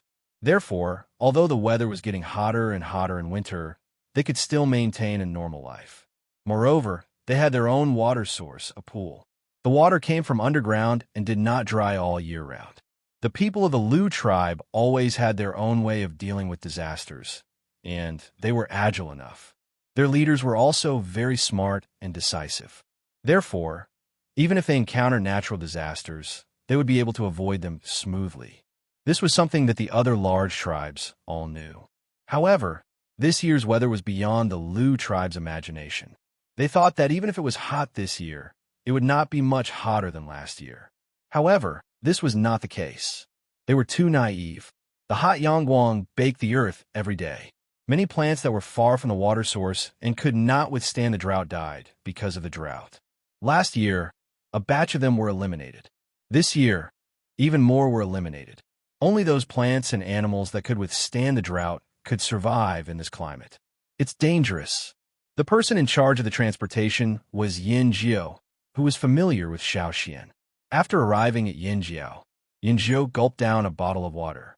It had been many days since he drank water like this. Don't you have a pool? Why is there still water? Duo Kong asked. If other tribes asked this question, Yin Jiao might not have told them the truth. However, the Yin Jiao people were different. After interacting with them for so long, Yin Jiao had a good understanding of the Yin Jiao people. He knew that they were just curious and did not want to pry any secrets from him. It's almost dry. Yin Jiao sighed. How was that possible? Xian was surprised, but after thinking about it, it made sense. Many small rivers and streams in the forest had dried up, and in some karst caves, there were pools that seeped out from underground water. Now, all of them had dried up, so it made sense that something like this had happened to the Lu tribe. It's not just you guys. Even our chief didn't expect this to happen. Yin Jiao's eyes were filled with worry. When he realized that the water in the pool had decreased drastically, their chief made the decision to sell more of the tribe's reared beasts. Even though they might not be able to get anything they were satisfied with, they still insisted on this decision. Yin Jiao was still in charge of Yin Jiao. Other tribes might hesitate, but the Yin Jiao tribe would definitely be able to get these beasts.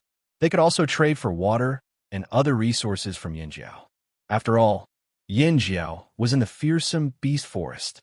Was there any shortage of water in the forest? At least, that was what Yin Jiao thought. However, after hearing about the situation in the forest from Xian, everyone in the Lu tribe fell silent. The situation was worse than they thought. No wonder their chief made the decision to sell the reared beasts at such a low price. There would be even less water. The people in the tribe couldn't even satisfy their needs. Why would they care about the reared beasts? Therefore, the chief of the Lu tribe decided to keep the core cubs and sell the rest to reduce consumption. As long as their foundation wasn't shaken, their farm could still recover quickly. All right, I see that the number of guards you have this time is more than double the number of guards you had before. Are there a lot of robberies? Asked Xian. Speaking of this, Yin Jiao was even more upset. Don't mention it. We met several groups of people on the way.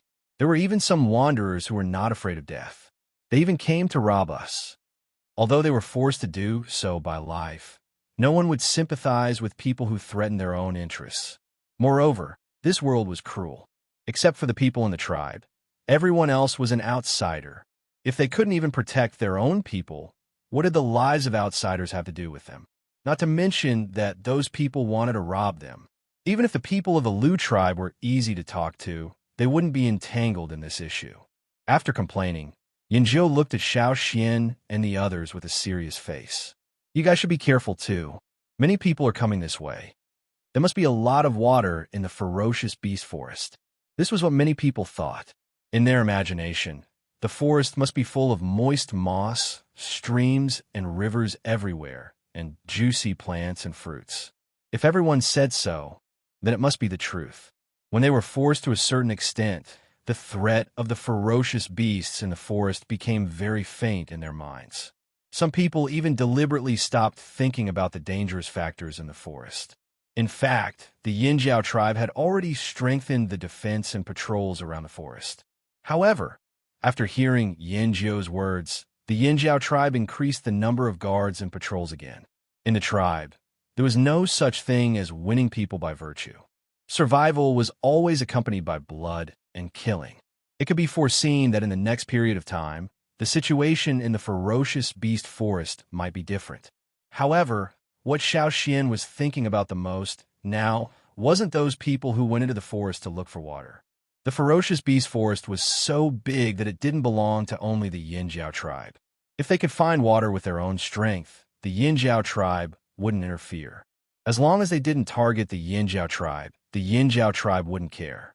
Moreover, the Yin Jiao tribe's fighting strength was there for all to see.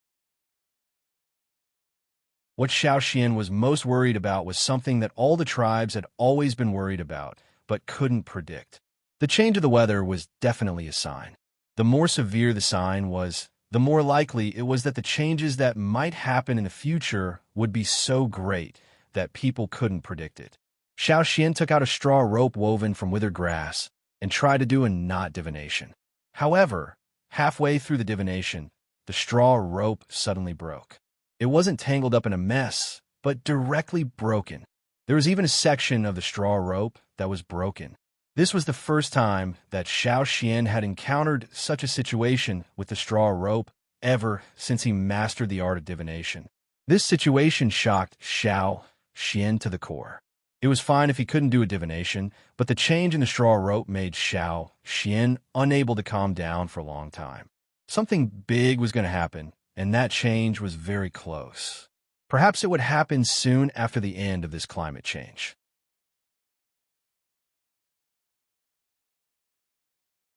Chapter 566. When the Lu tribesmen went back, Xiao Xian and a group of Yinjiao warriors saw them off and went out to see what the situation was like outside. Along the way, they encountered several waves of robbers. Just like what Yin Jiu had said, those people were crazy and had lost their minds. They didn't even try to judge the difference in strength between the two sides. They just wanted to kill and rob. Among the robbers, there were warriors from unknown tribes, and there were also wanderers. It was not easy for wanderers, who were at the bottom of the food chain, to reach here alive. But when people lost their minds and became crazy, they would do unimaginable things. Under normal circumstances, they wouldn't dare to attack the warriors of the tribe. That would be courting death. In addition, Xiao Xian saw some corpses that had been dead for a long time. The corpses were covered by flying insects that liked rotting flesh. Even the scavenger birds couldn't drive them away. Whether it was humans, animals, or insects, they were all driven to extremes by today's climate. They were so used to the weather that they couldn't adapt to the changes in the past 2 years. After going outside to take a look, Xiao Xian returned to the tribe. He saw the patrolling warriors standing in the shade of the trees, their eyes scanning the surroundings like eagles. They were more nervous than when he left the tribe. What happened? Xiao Xian asked a warrior who was patrolling the border of the tribe. Someone ambushed us. The team leaders have already brought people to guard the area. The person pointed. That's where the fight happened. Xiao Xian followed the warrior's finger. It was close to the place where the wanderers were placed when they first arrived. It was on the edge of the fearsome beast forest. The people who attacked the Yinjiao came from there. But as soon as they stepped into the Yinjiao territory, they were killed by the Yinjiao warriors who had been guarding there for a long time. There was the smell of blood around. Many flying insects and scavenger birds were wandering around. There were some broken stone knives and polished weapons on the ground. Under such circumstances, it was impossible for the Yinjiao people to be merciful, so Xiao Xian didn't ask anything else. He only asked how the bodies of the invaders were dealt with. On such a hot day, it was not a good idea to just leave it there. Moreover, they didn't know if those people were sick. According to the Lu tribesmen, some of the tribes had fallen sick. How sick they were and how they got sick, the Lu tribesmen didn't know. However, they had to be prepared for the worst. When Xiao Xian arrived, Ao was commanding his men to drag the corpses of the intruders into the forest and feed them to the beasts. At Xiao Xian's suggestion, they dragged them out of the forest and set them on fire. There were many people who took the initiative to attack Yinjiao, but they were all killed one after another, including the tourists. In the wander area outside the forest, someone did not return after going out. When his family went out to look for him, they only found a skeleton. That wanderer knew someone. When the Yinjiao tribe first came here, they also came here together. However, the other wanderer left halfway to rely on another tribe. Now, the weather was abnormal and survival was difficult. The wanderer came back. Because the guards patrolling outside Yinjiao didn't allow outsiders to enter, he could only use a whistle to call for his old friend. The wanderer who lived in Yinjiao's territory was soft-hearted because of their old friendship. As a result, he lost his life. Not only was his water jar stolen, but he was also stabbed several times and died. The two chiefs of Yinjiao didn't hide this matter. They just wanted to warn the wanderers not to go out and stay at home. If they didn't want to, they could leave. Because of what happened between the invaders and the wanderers, the people in the tribe who were disloyal temporarily stopped thinking about it. Whether it was the wanderers or the warriors in Yinjiao, they all behaved themselves. When a hunting team went into the forest to hunt, they also saw some human skeletons. They were all people who entered the forest from other places. Unfortunately, they didn't make it out alive. Maybe there were people who succeeded in getting food and water, but the hunting team didn't meet them. Days passed, and the weather was still hot. Whether it was people or beasts, they were all dispirited by the heat. Xiao Xian made a pair of copper scissors. It was only used to cut hair and fur of ferocious beasts, so it was only cast in the ordinary way. Compared to a knife, scissors were much more convenient to cut hair and fur. Because the weather was too hot, sweat stuck to their messy hair and mixed with the dust, forming clumps. Many warriors were too lazy to take care of their hair. They simply tied their hair with straw ropes and put on a hat made of leaves before they went out to carry out the mission. Because of the lack of water, even if they could find water in the ferocious beast forest, they couldn't bathe every day. Therefore, day by day, their hair was knotted and difficult to comb. It was like they had returned to the beginning. They gradually let go of the habit of combing their hair. The scissors made by Xiao Xian helped them a lot. They came one by one to borrow the scissors to cut their hair. At this time, there was no concept of our bodies, hair, and skin were given to us by our parents. We didn't dare to damage them. It was the beginning of filial piety. They just cut their hair according to their own preferences. Usually, they wouldn't be willing to cut all their hair. After all, they had to wear animal teeth and bone ornaments in their hair to show off. But now they were too hot and couldn't take a shower, so cutting all their hair would save them a lot of trouble. Therefore, there were many more hairy bald men in the tribe. In addition to the warriors of the tribe, Xiao Xian cut some hair for Caesar and the other beasts that had thick hair. However, it was difficult to cut the hair of ferocious beasts with ordinary scissors. After several attempts, Xiao Xian gave up and lent the scissors to the people who looked after the animal pens. There were some animals with thick hair. They should have been slaughtered in the cold winter to keep their fur. Looking at the thick hair on their bodies, they looked unbearably hot. No wonder those animals were half dead every day. Even if they were given water, it didn't have much effect. The hot weather slowly passed as people prayed and cursed. When two thin crescent moons appeared in the dark night sky, the entire Yinjiao tribe, no, it should be said that almost all the tribe's people and beasts on this land breathed a sigh of relief. Some even cried tears of joy. The appearance of the two crescent moons meant that according to the time, winter had passed. This kind of winter for the people on this land was simply suffering every minute and every second. They had never experienced winter like this before. After the end of winter, did it mean that this kind of weather would completely leave them and everything would return to normal? Everyone was looking forward to it. After the appearance of the two moons, on the second day of Yinjiao's sacrificial ceremony, the temperature began to drop. The wind became stronger and stronger. The coolness of the wind made the people who had experienced the torment of winter cheer to their heart's content.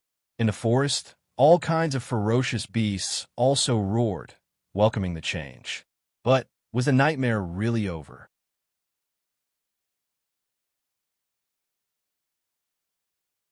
Chapter 567. After the strong wind, big raindrops fell. Yang Guang, which had been in the sky for a whole winter, was finally covered by thick clouds. For many people on the land, they had never felt so close to the clouds. The raindrops fell quickly, and soon it was like a torrential downpour. The thirsty earth greedily absorbed the rainwater, and the smell of mud floated everywhere. The wanderers excitedly carried the terracotta tanks out to collect water. In the past winter, they used their labor to exchange for food and water from the Yinjiao. They didn't get much, and some people complained. But when they learned about the situation outside, no one complained anymore. They were afraid of being driven away. Although they didn't get much water, at least it was enough to support them until now. The heavy rains seemed to have extinguished the fire in the fearsome beast forest. The fierce beasts that had been irritable for a whole winter were appeased. From their carefree roars, one could guess their mood. The people in the tribe each had their own responsibilities.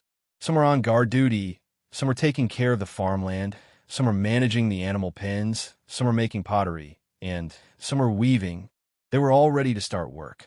Before, it was too hot, and they didn't even want to move, so the work at hand was naturally put on hold.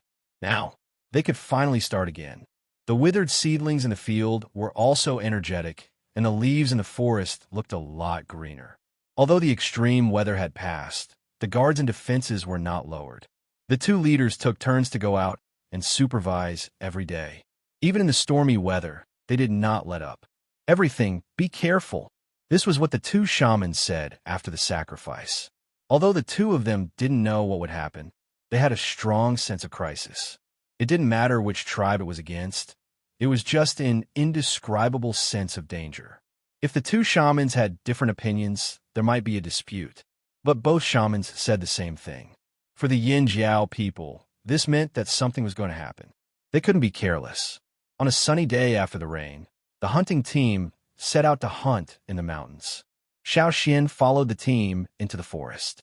The green-faced fang beasts had already been fed with blood, so naturally, there was someone to take care of them. He didn't need to keep an eye on them. Entering the forest once again, the group discovered that many trees in the forest had turned black. It was the appearance of a withered tree. Some of the lifeless trees had already been bitten full of holes by insects. If they were chopped down, a large number of small insects would gush out.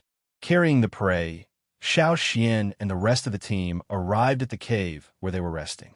I remember that there used to be a stream here. Xiao Xian pointed to a spot on the mountain and said, "Indeed, but I don't see it now. Perhaps there will be no more water after the winter dries up," Mai said.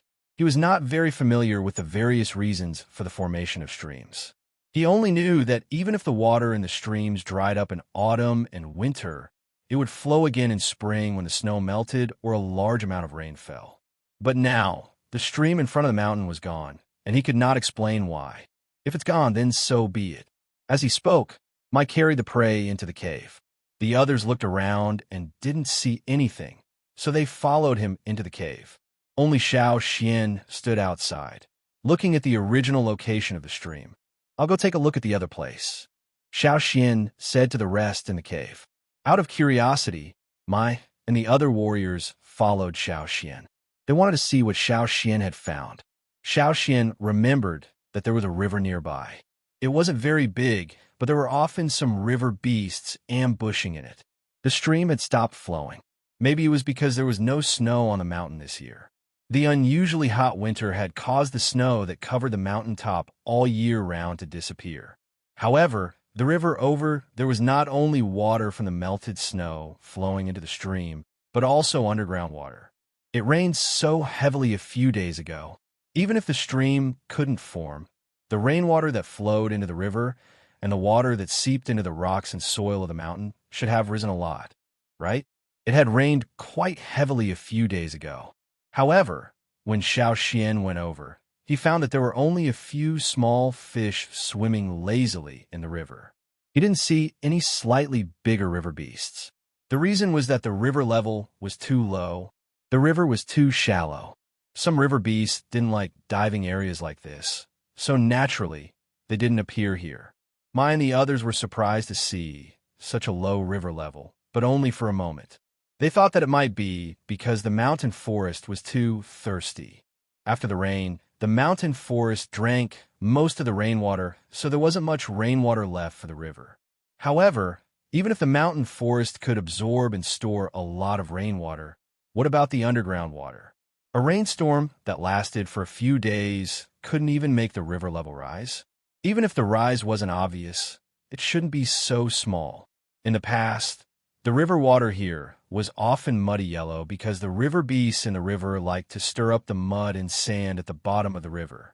But now, the river water was not only shallow, but also much clearer. This meant that no river beast had come here recently. Let's go to the next place. I remember that there's a karst cave here.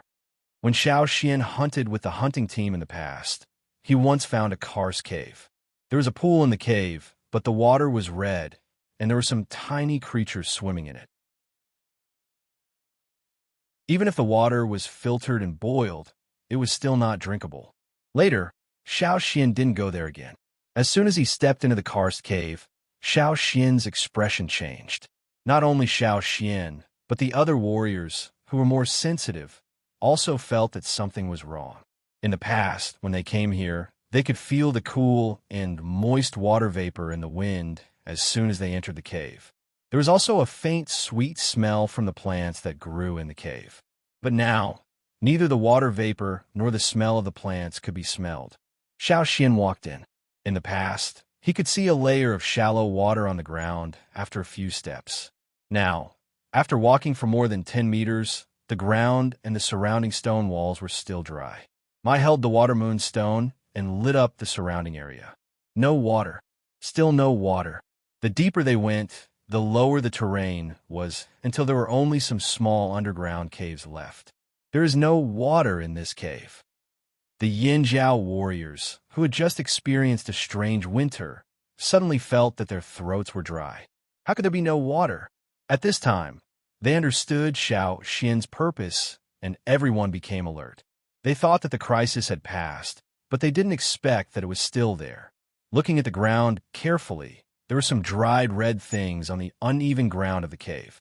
Some of them could be scraped off with a knife. Mai picked up a ball of red debris, scraped off the ground, and crushed it with his fingers. The debris quickly turned into powder. These are the creatures that used to live in this pool. Now they're all dead. Xiao Xian frowned and walked out. Hearing Xiao Xian's words, Mai and the others felt that their throats were even drier. Without water, would they die of thirst? After that, during the next few days of hunting, Xiao Xian went to find several more water sources. The weather looked normal, but the water level of many water sources was still falling, especially those that came from underground water. Almost none of them looked the same as before. Most of them had dried up, and those that didn't were on the verge of drying up. It was only a matter of time before they completely dried up.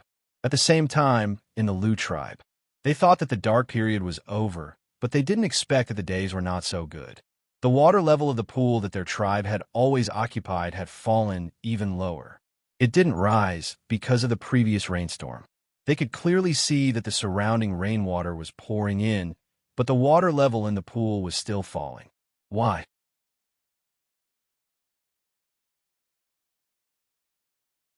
Chapter 568. After the hunting team returned, Xiao Xian told the shaman and chief about what he had seen. He also reminded everyone to prepare in advance. Now, everything seemed normal. The weather was in line with the characteristics of this season. It was neither hotter nor colder. It seemed to have returned to normal.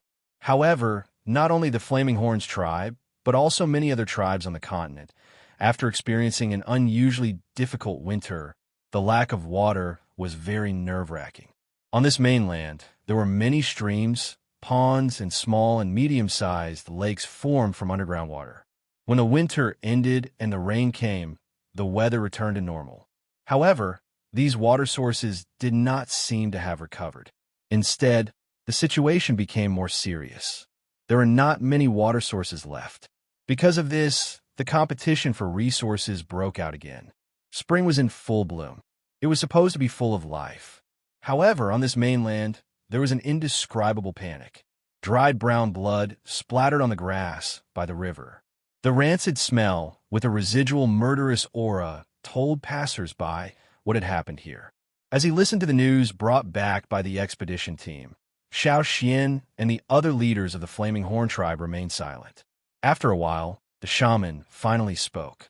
Everything is a sign. We need to prepare in advance.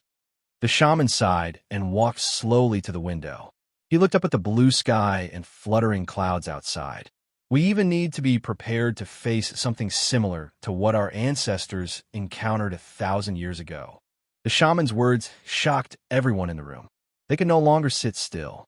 They all jumped up as if they had been pricked. What? Shaman, what do you mean?